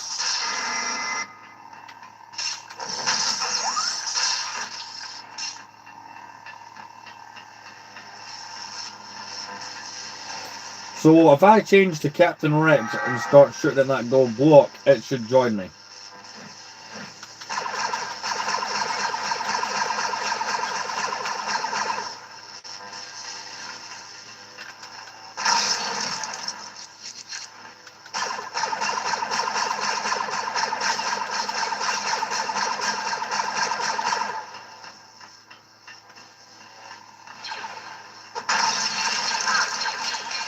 Oh, he's doing it for me. I do, yeah.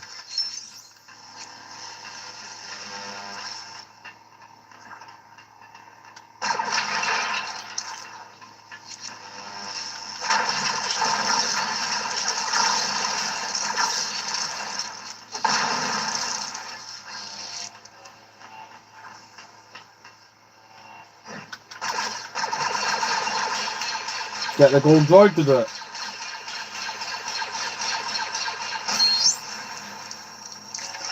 So if I break a third one of those, I'll be able to get a mini kit.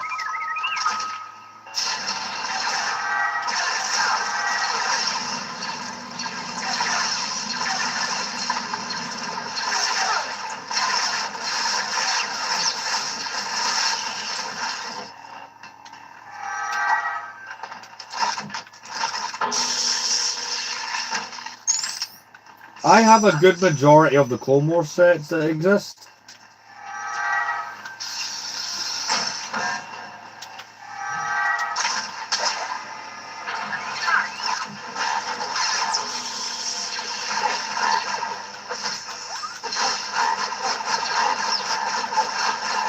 Look at that thing not dying.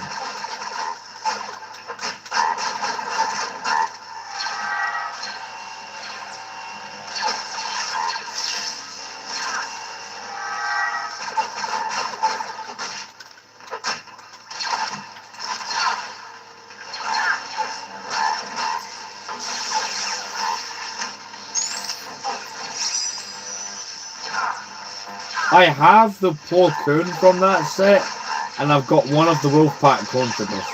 But I don't own the set, but it is one of the ones I want.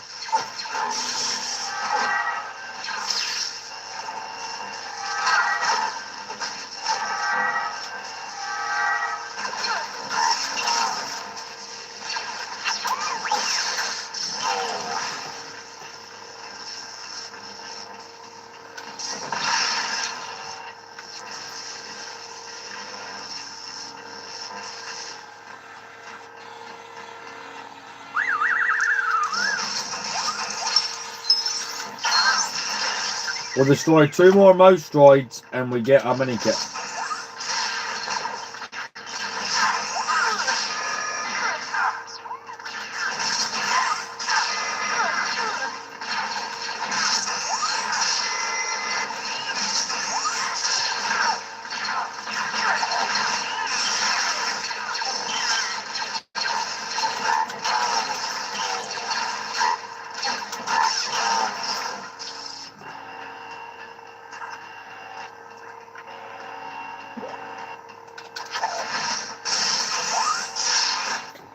If I'm picking any clone trooper, that's a good question.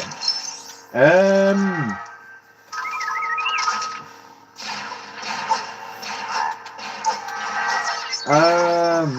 trying to think about that one now.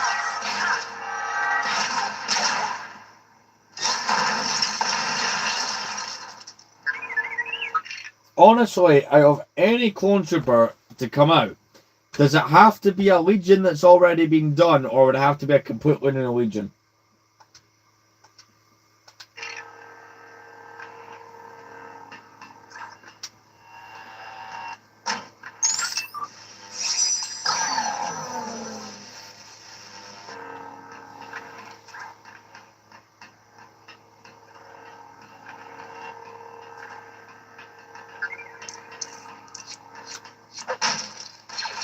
Because if I'm picking a Legion to have again, I want Wolfpack clone troopers to be accessible, because they have never been army buildable, ever. If I'm to pick a Legion that LEGO have not yet touched, I would like Phase 1. I'd like Phase 1 Commander Gree clones. We've not seen the Wolfpack for 12 years. That's insane. To me, who was around at that time collecting, those 2014 sets don't feel that old.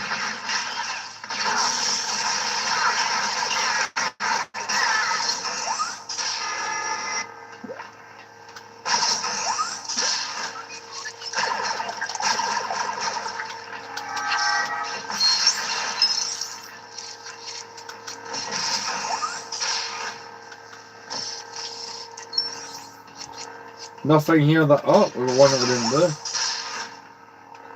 Oh, nice. A second gold battle droid.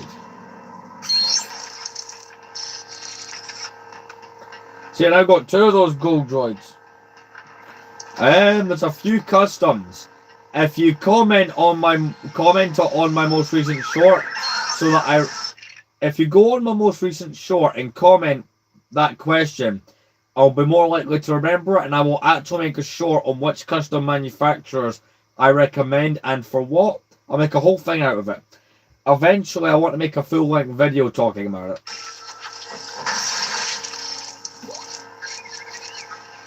Where's Rex?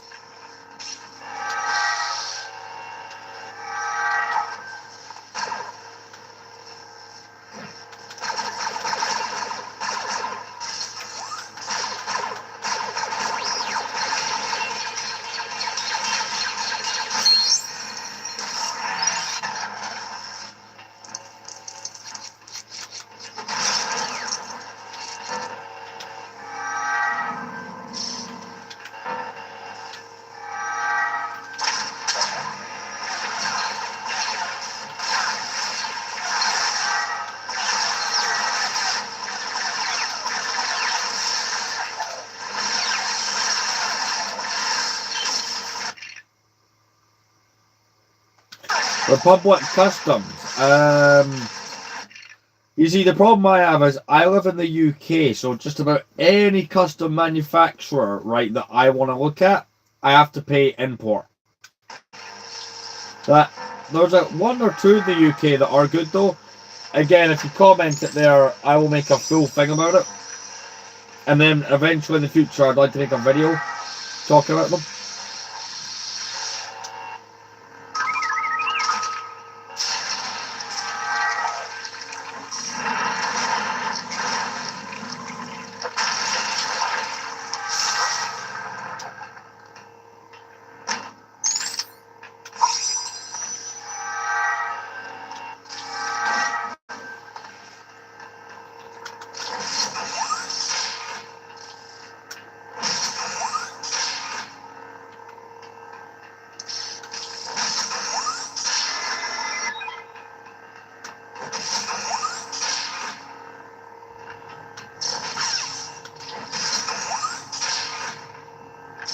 Oh nice, we're getting another gold droid added to my little army.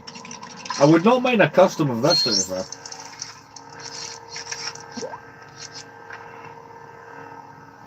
So yeah, you'll know what I mean, the pain of ordering customs is even more expensive because we're stuck with imports.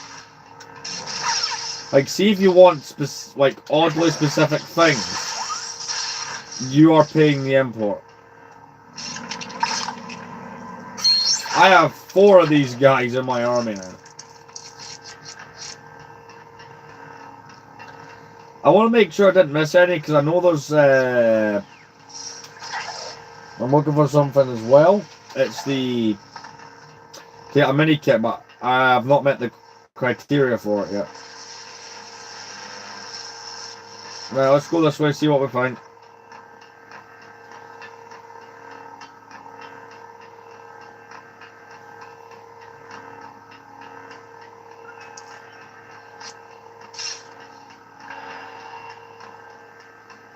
Right,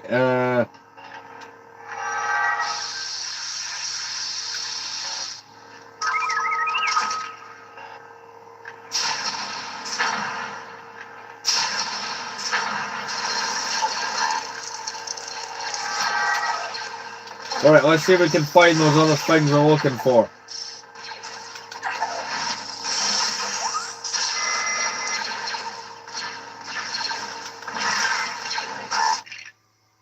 I do them daily, but I've got some stuff coming up at work the next 2 days that are like, I don't know when I'll get home, but there will be streams those days. Just, there'll be shorts. If you go on to, you know the little community thing here where you can post stuff, I will try and post there when I know what's going on. That way I can update you while I'm at work, because I'm not going to sit and make a short while I'm at work, obviously.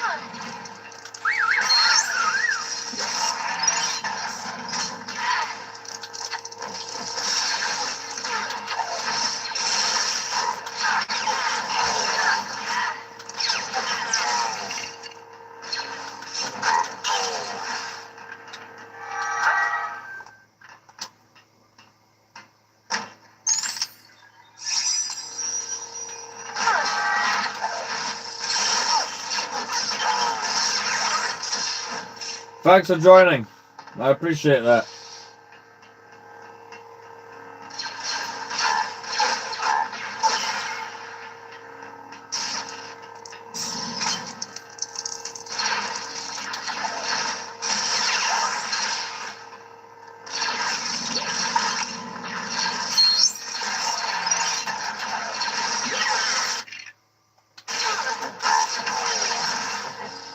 Oh man, are we not going to be able to get that final one? Or is that here?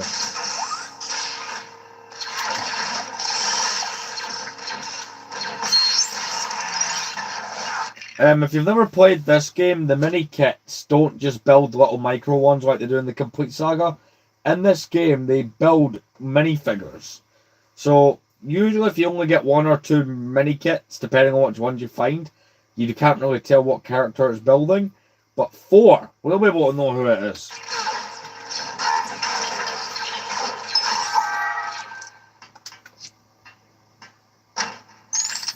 Cutscene.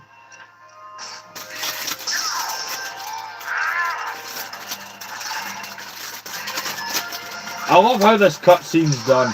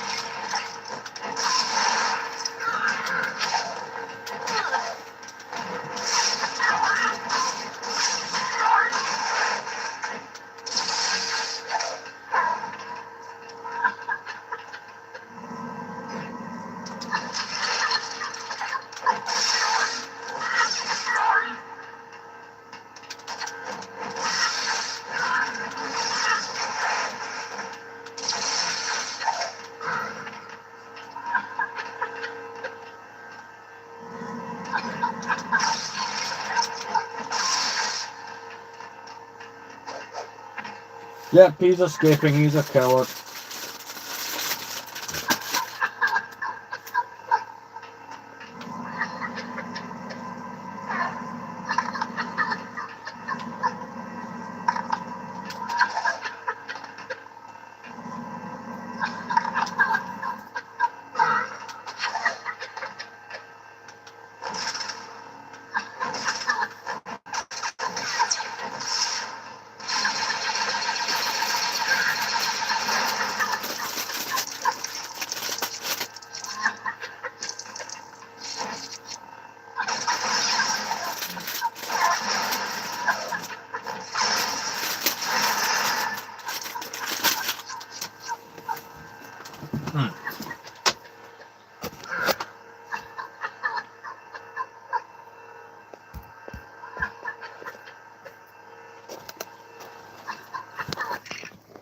One second, I'm just checking battery percentage. Like, so we're nearly 3 hours. We can still go for a bit longer. I'm gonna get a drink and then we'll continue the stream. I had a lot of fun. I'll admit, playing this game is making me want to bring back that collecting the Clone Wars series. That's definitely happening this year.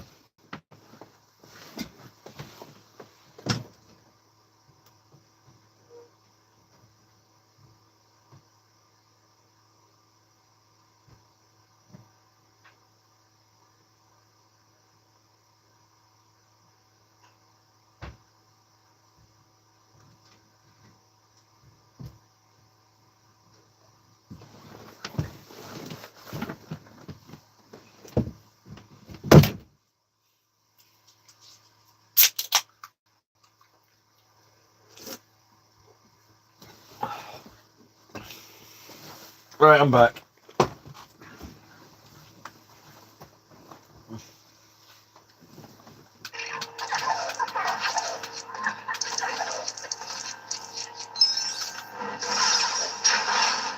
I got him and he still didn't die. God damn it. And yes, I know he doesn't technically die till Revenge of the Sith.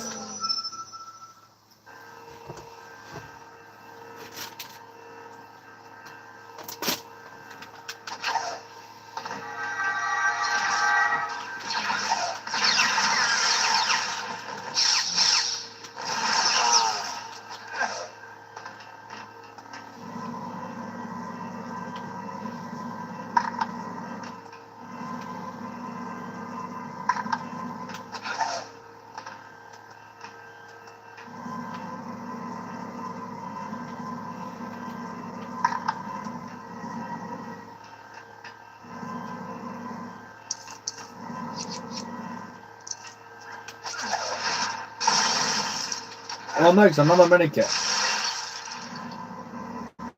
Which I will have to manually build.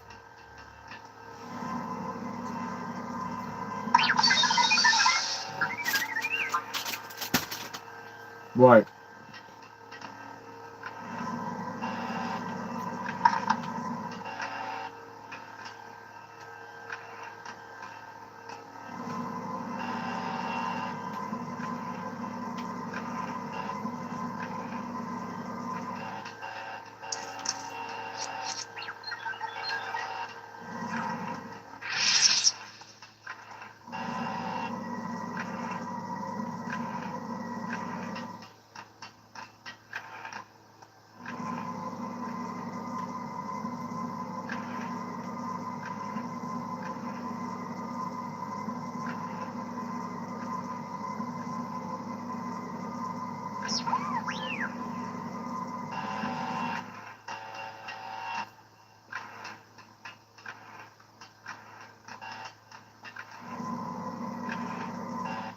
Well, it's not giving that bit. Right. R2, get out of the way. I'm trying to build a thing.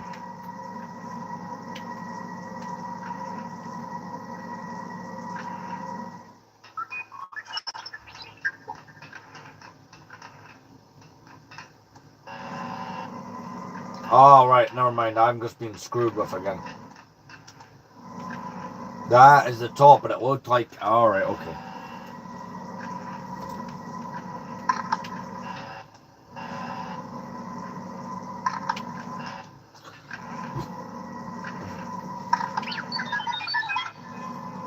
In all fairness, I wasn't really searching for many kits after time when playing this in the last stream, so that's like the most I've been able to get in a single stream so far. But honestly, from a prior playthrough of this game, I had some knowledge.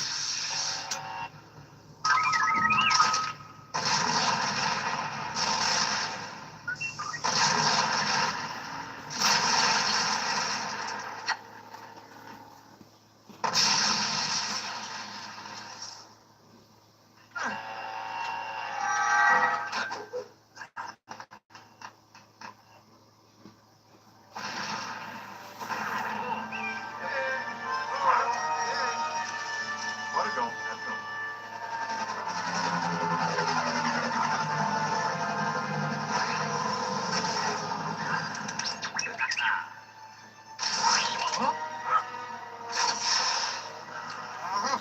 Let's end bits. The boss battle is R. Oh crap, what's the name? R3S6.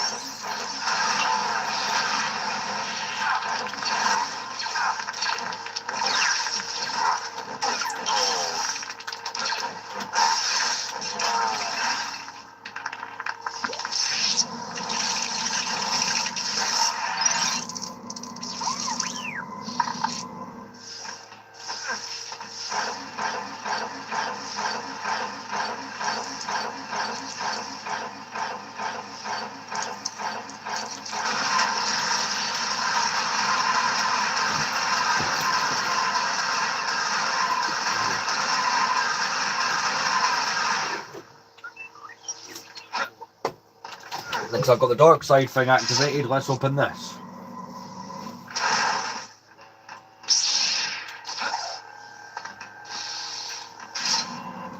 We're all cool if I get another mini kit during this level.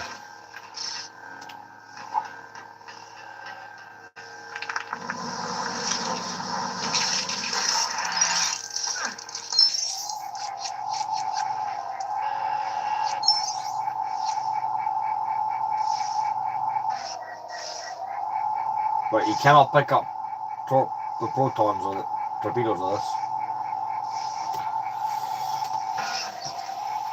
Is there a practical use for this?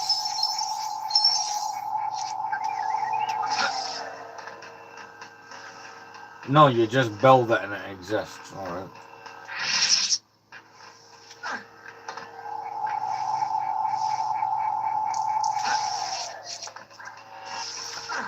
No, I got out of there. Right, I gotta do some of the R2 boss battle.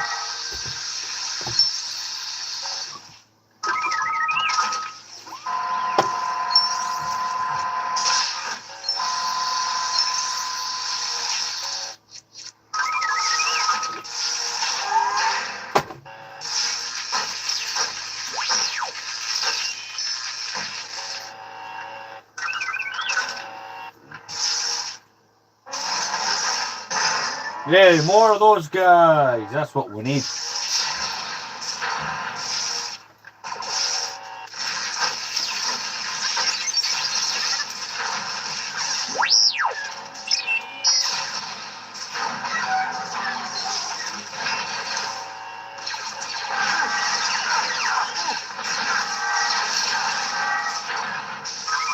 We got the ship back.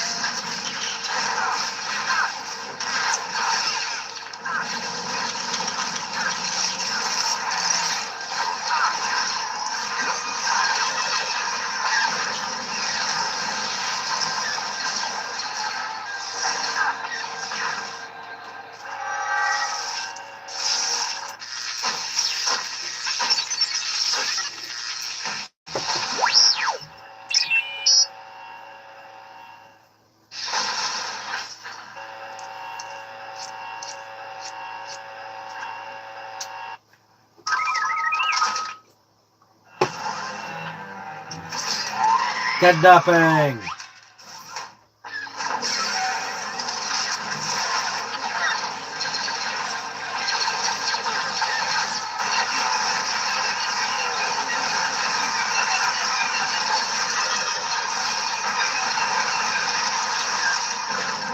Right, let's finish this level.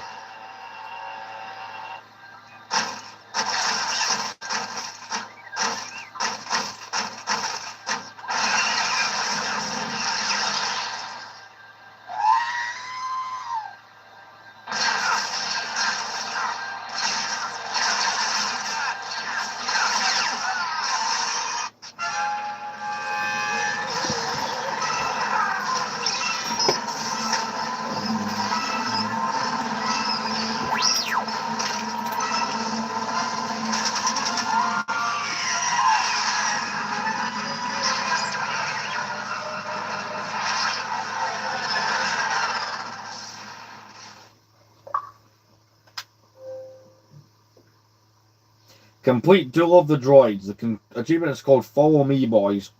I do like that they did make it quotes from the episodes.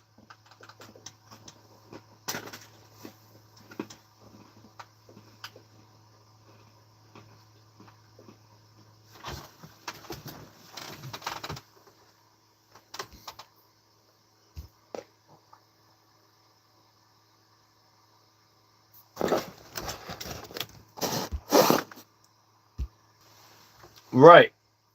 So, before we go, let's see what percentage we're at. We can do a little bit more, right? Seeing as the next two streams will probably be stupidly short, obviously I take advantage that I can do a little bit longer one. Here's what we're going to do. I'm going to have a quick look at the achievements still to get, then I'll do one of the Bounty Hunter missions.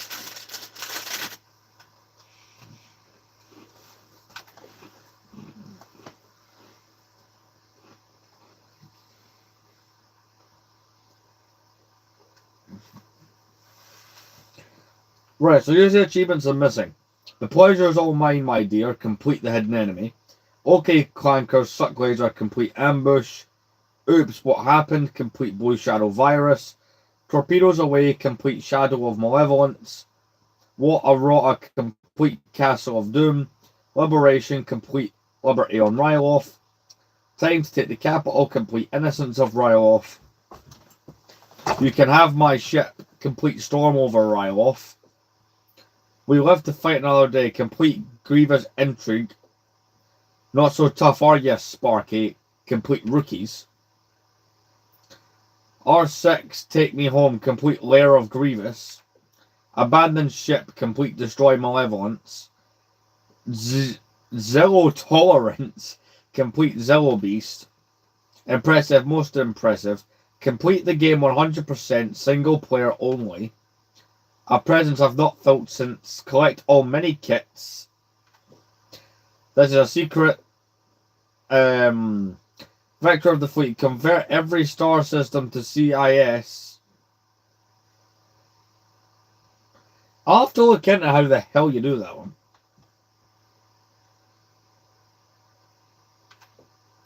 Admiral, complete every system to the Republic. Single player only. Free all villains from the Resolute Brig, single player only. So that's essentially, once you capture all the villains, you just let them all out and buy all the characters. That's what that one is. That's a secret achievement. Secret. No. Isn't negotiating Jedi way. Complete all bounty hunter missions. I'm actually working on that. Secret. Zabrine Master. Use Master Yoda to defeat 5 enemies with 1 lightsaber throw. It's a secret achievement. Secret. Django's Army. Unlock / purchase all clone characters. That one's not too hard to do. Clanker Collector. Unlock / purchase all droid characters. Single player only. True Jedi in every level. I'm working on that. Cheat. Collect all red power bricks. Collect all gold bricks. That's all 48 achievements. Also, those random ones, I don't know what they are, so I could get those at any moment. which I suppose is cool.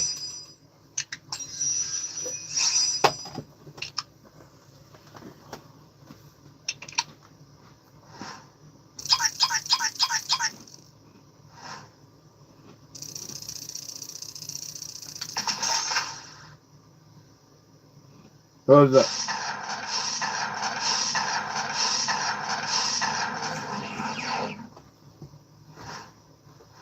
It's that smuggler Han Solo.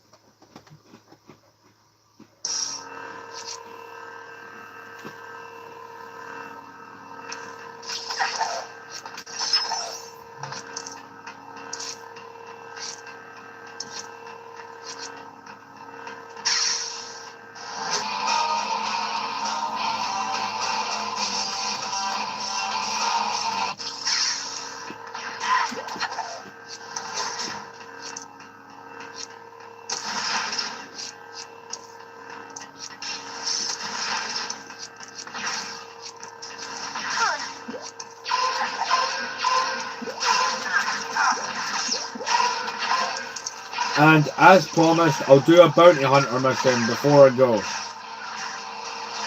I'll try and do a couple of them. R2-D2. I think I remember how you find him. Some of these, like, I've played this game, like, casually over the years.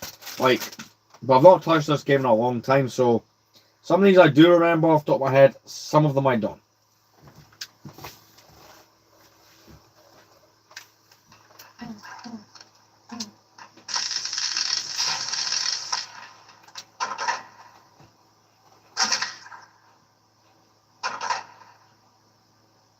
He's here, right?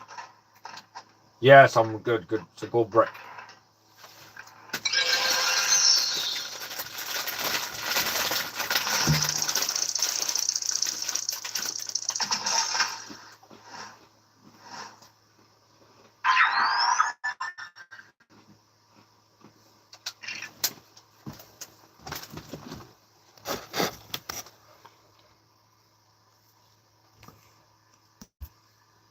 Yeah, I could do some more.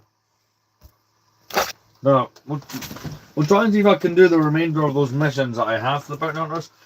I have not unlocked all the characters that you're meant to go find, so that will happen eventually.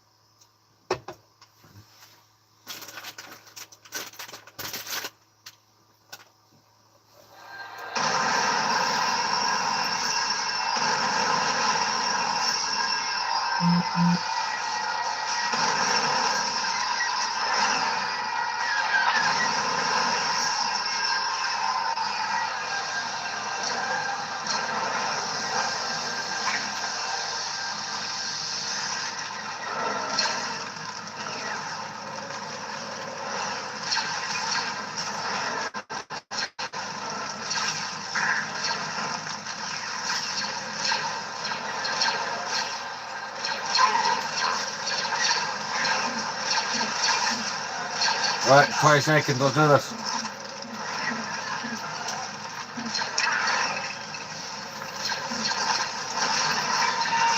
Go in the hatch, come on. I guarantee I see him, but I don't actually capture him. Oh, with 1 second, 0.74 remaining.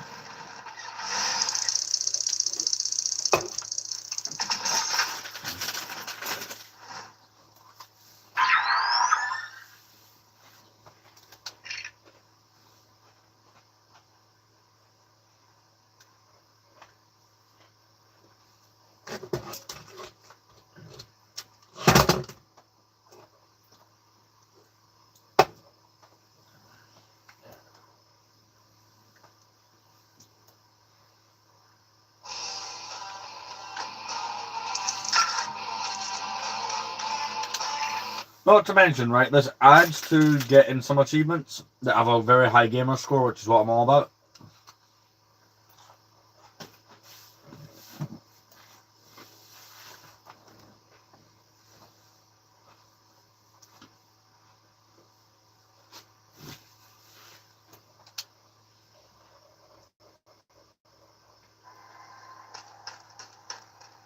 I like how she's right up there.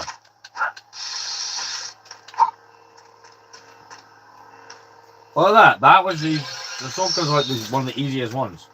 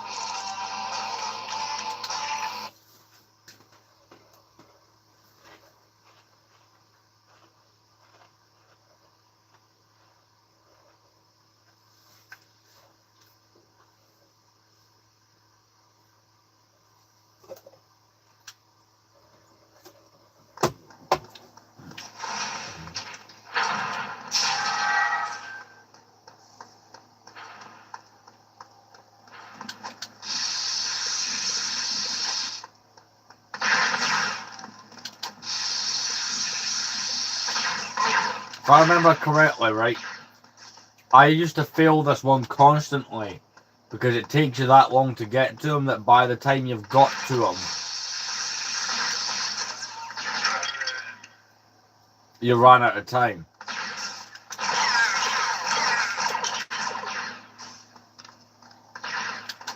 But if I remember right, yeah, he's in this room. Is there not pool tables in here? There is. Do you know what? Correction, there we go. Sorted.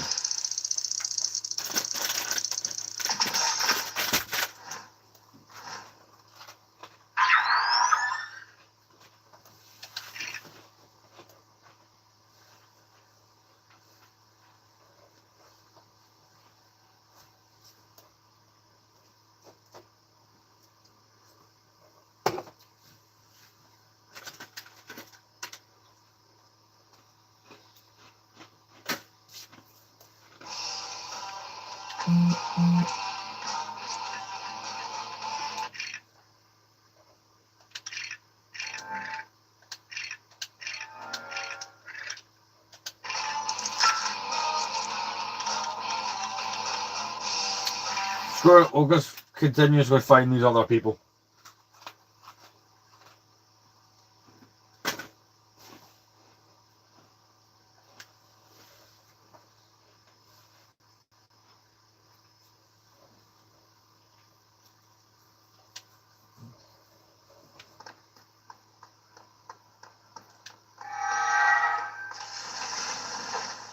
Right there, Bail Organa.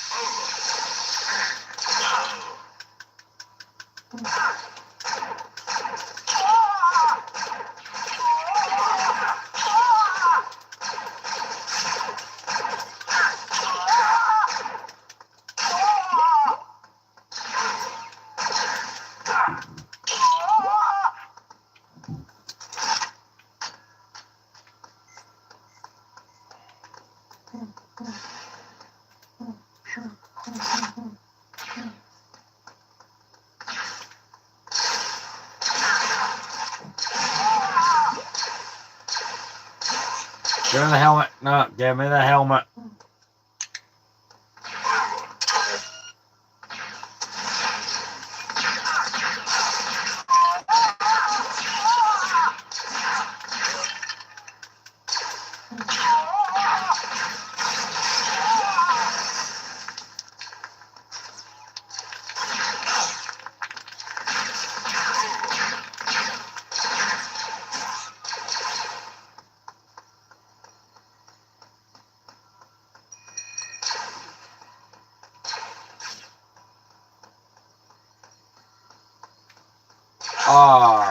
crap. I need to do the actual puzzle from the level. Hostage crisis.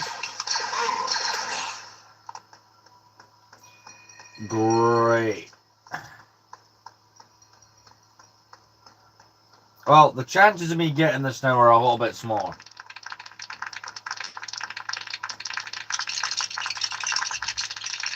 Hopefully he's in the next room. That's what I'm hoping for.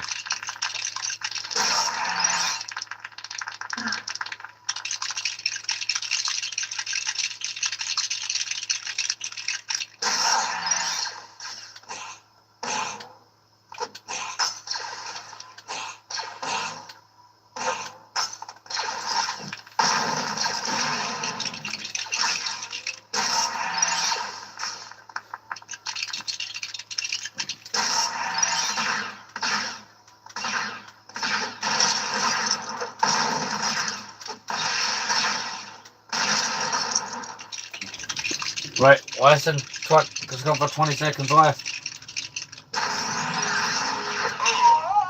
Give me a helmet, give me a helmet, give me the helmet.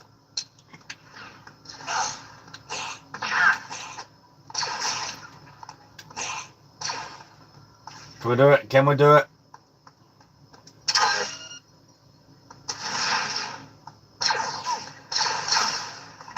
No, he was right in front of me as well. Ah! That wasn't fun.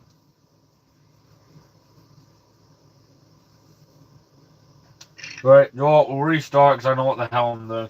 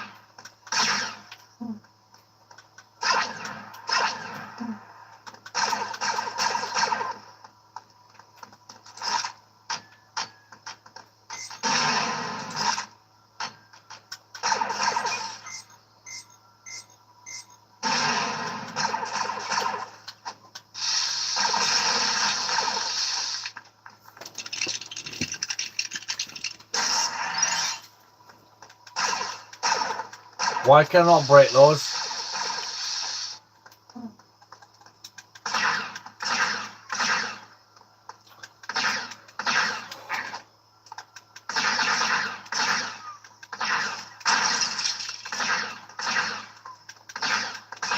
Why can I not break those things?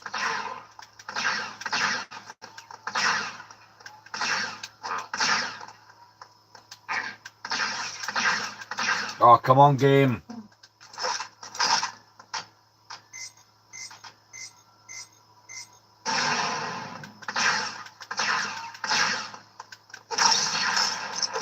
Oh, come on, now you decide these are breakable. I'm going to screw this up for a second time.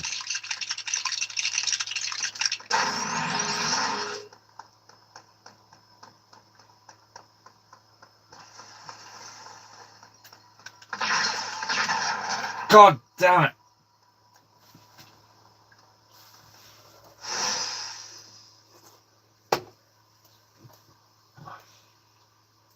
How much battery we got on the phone anyway? Just checking. Yeah, we're fine. Right.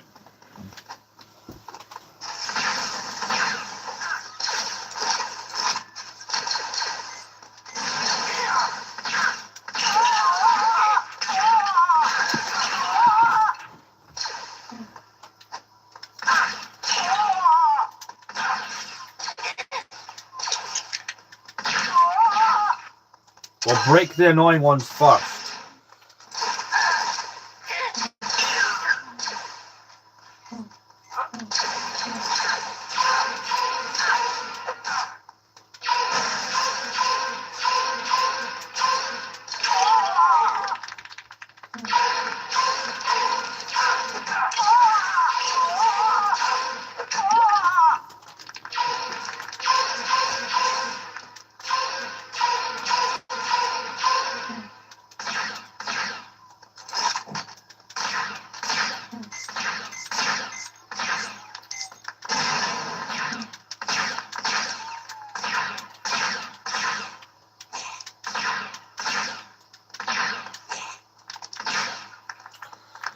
Well,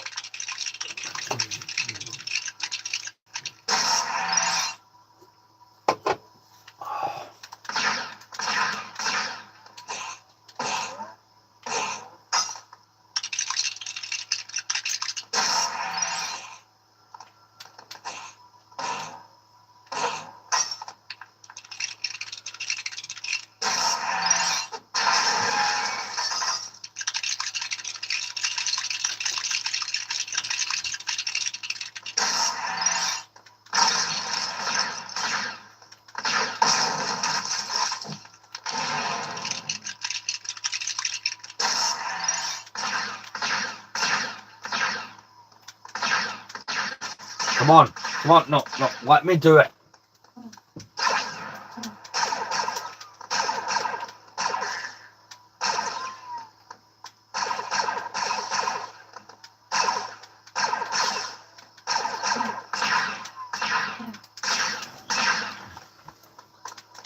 It's like the game messes and only lets you do it at a certain time. Come on.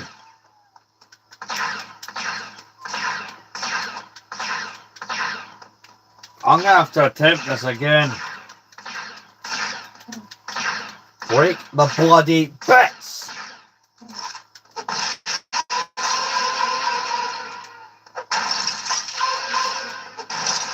Oh, it's a bit pointless now.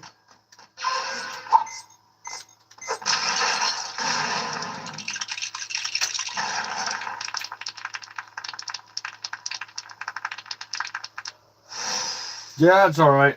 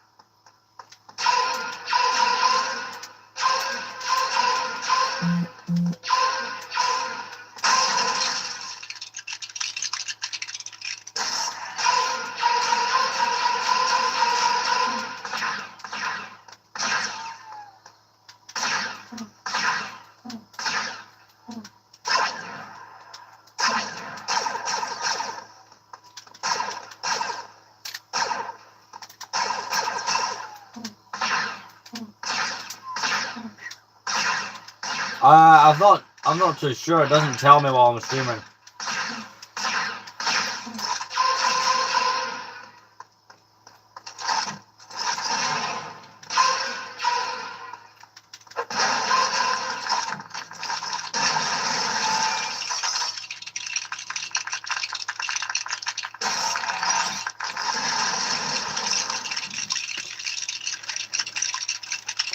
I probably have got maybe one or two.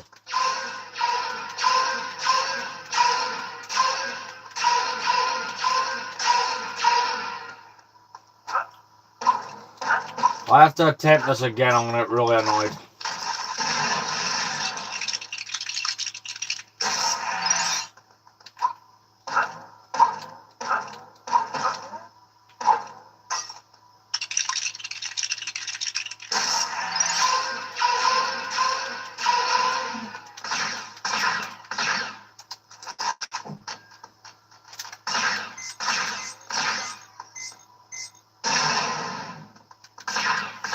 Come on, let me break the bloody bits.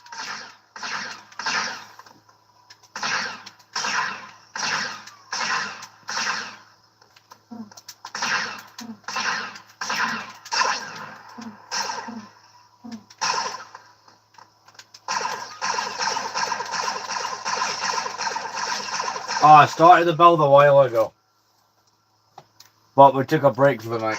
Oh, and again, because of this I'm getting annoyed with this.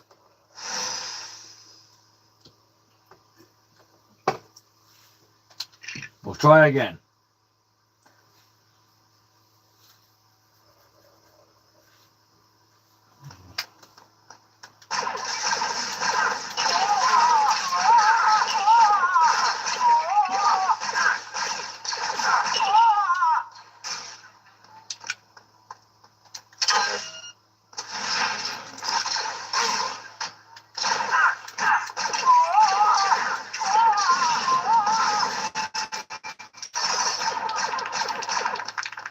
It's a build that I've had for like a couple of years now, but I had to rebuild the set.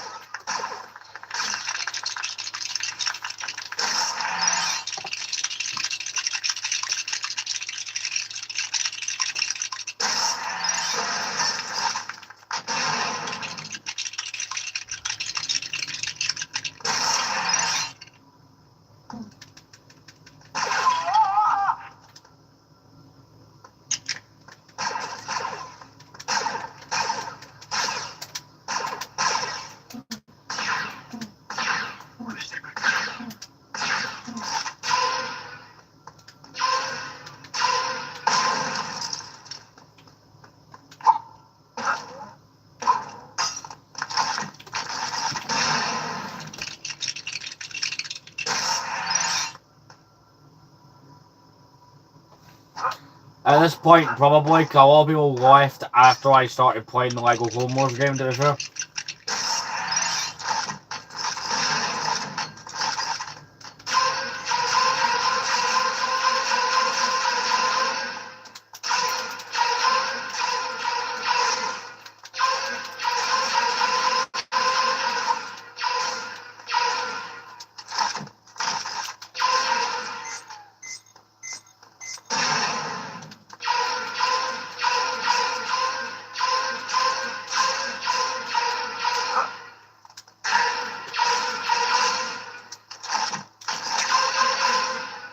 Come on, let me have it this time.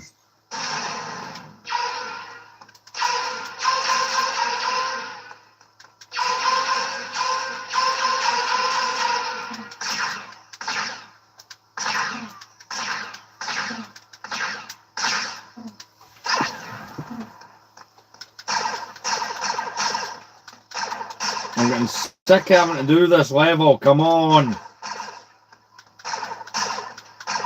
It's not letting me break these to build the thing.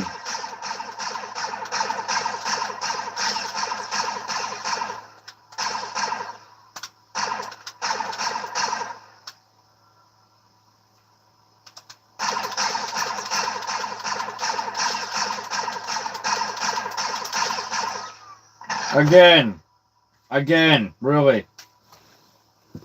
I'm getting sick of this.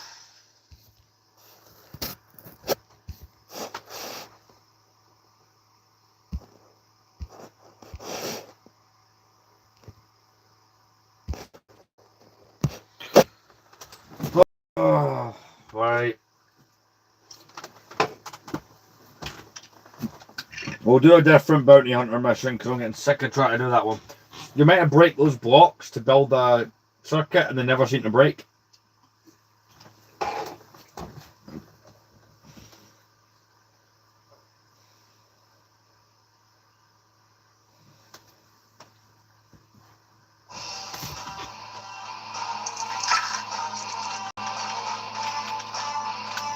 Hopefully Commander Corey's an easier target to find.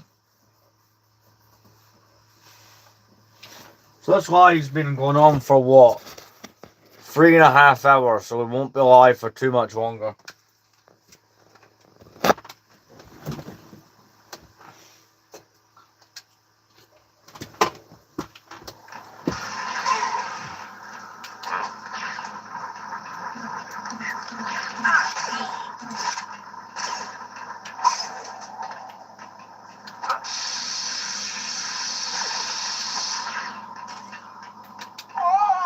Oh, he's over there.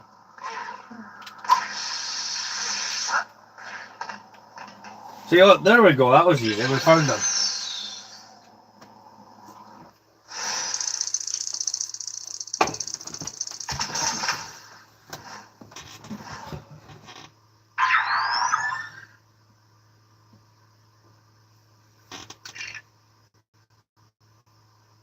Unlike the last one, that was quick and painless.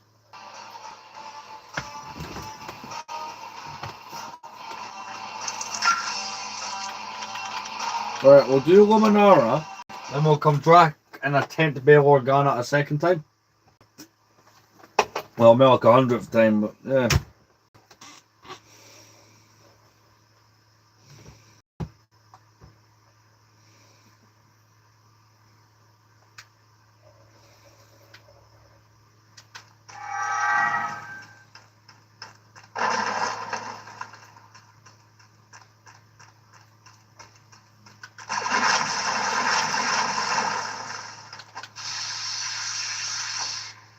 They don't give you a lot of time, so she must be easy-ish to find.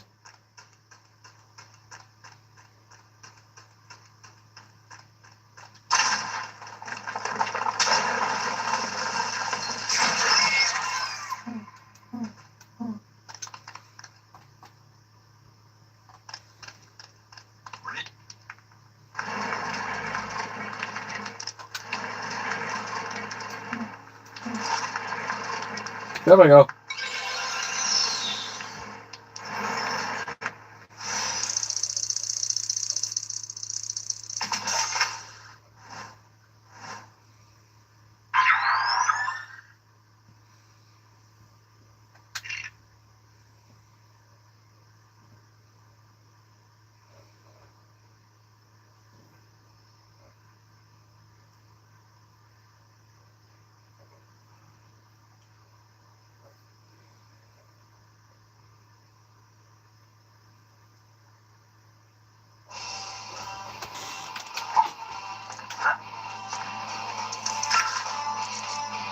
We'll try and get Bail Organa again, and then we'll probably call it a night. But that's what I'm saying. Is like I have been live for quite a while, and it is getting late, and I have work tomorrow, so it could be reasonable.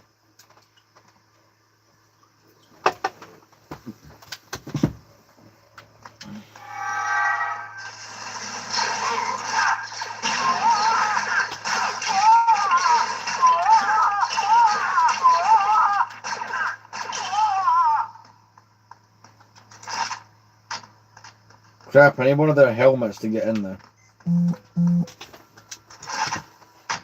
Damn it, I wasn't able to pick up that helmet.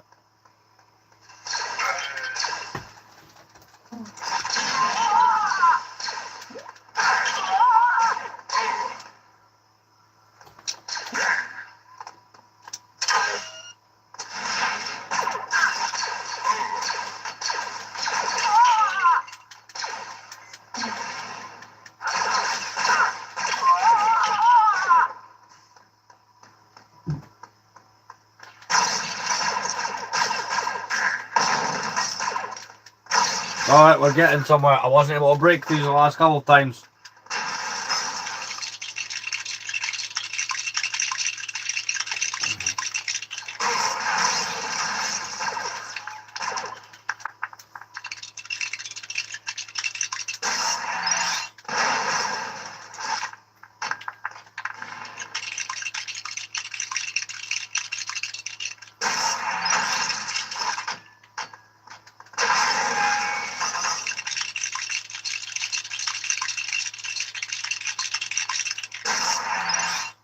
Knowing my luck, the game will crash or something.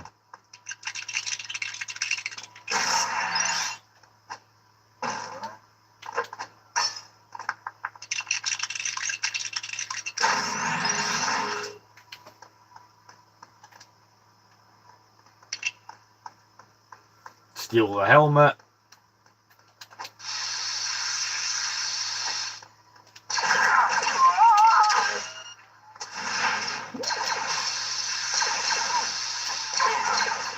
Yes, finally.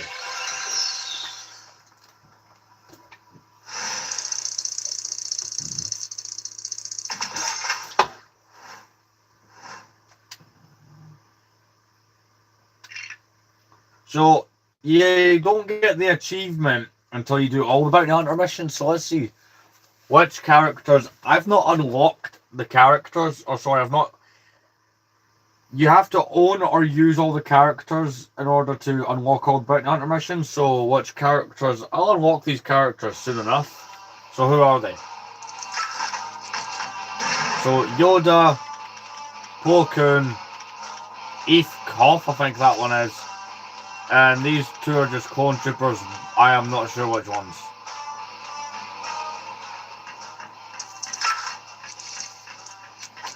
But I think now that we have done all that, there's a new parts of the separatist ship that we can run into. So how much longer can we do this stream? Well, yeah, we'll do a little bit longer, but not by much. The stream's not going to make the 4 hour mark, I'll put it that way. But as you unlock gold bricks, you can go into more places in the hub world in this game, which is kind of some of the big appeal for me.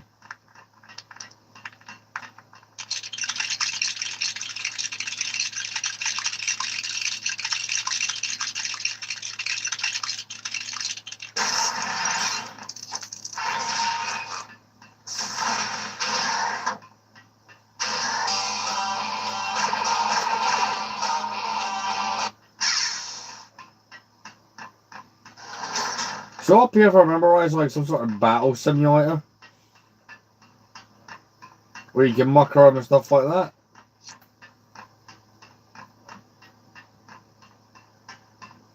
But you can, however, buy some characters up here.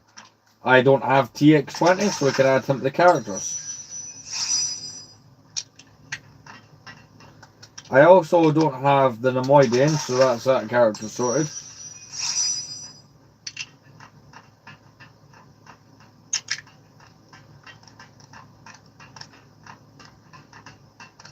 Yeah, any other characters wandering around that I don't yet have?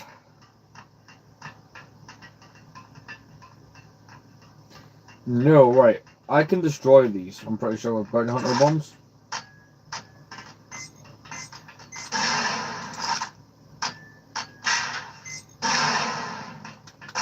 Oh, I need one of the vehicles to get into that one.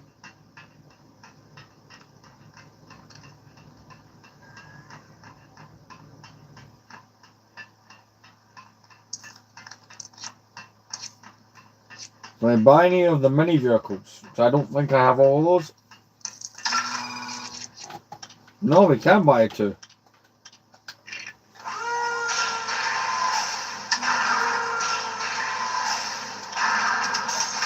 Purchased.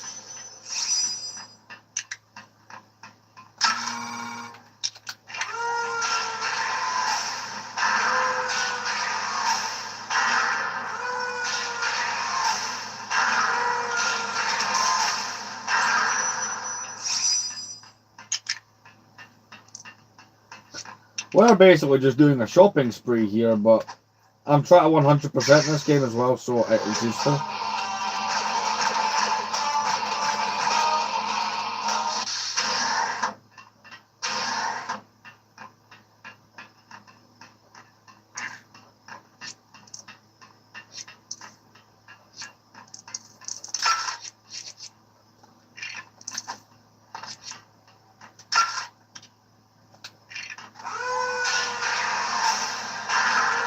We're going to go over to the Venator, so we'll try that hub. I want to see what things there.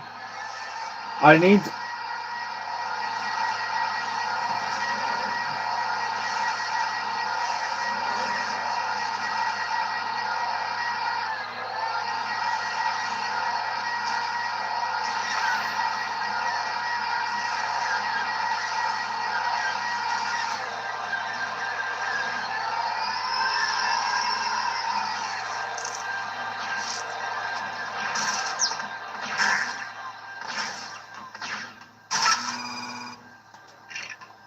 There's nothing there that we can get.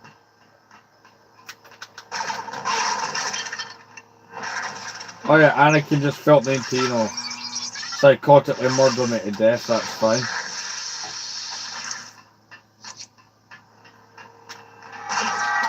We'll change to Kit Fisto as we wander around up here.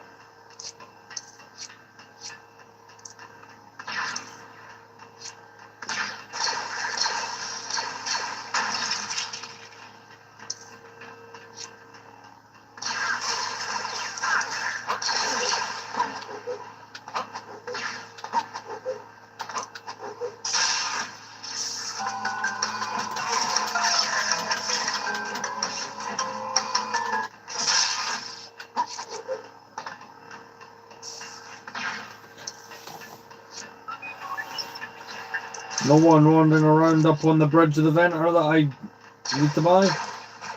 No, there is not.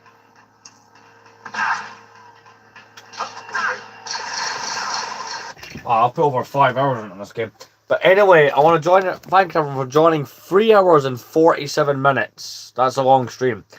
But I'll see you guys tomorrow. Tomorrow is a bit iffy. It could be late in the afternoon, or it could be very close to 12 at night.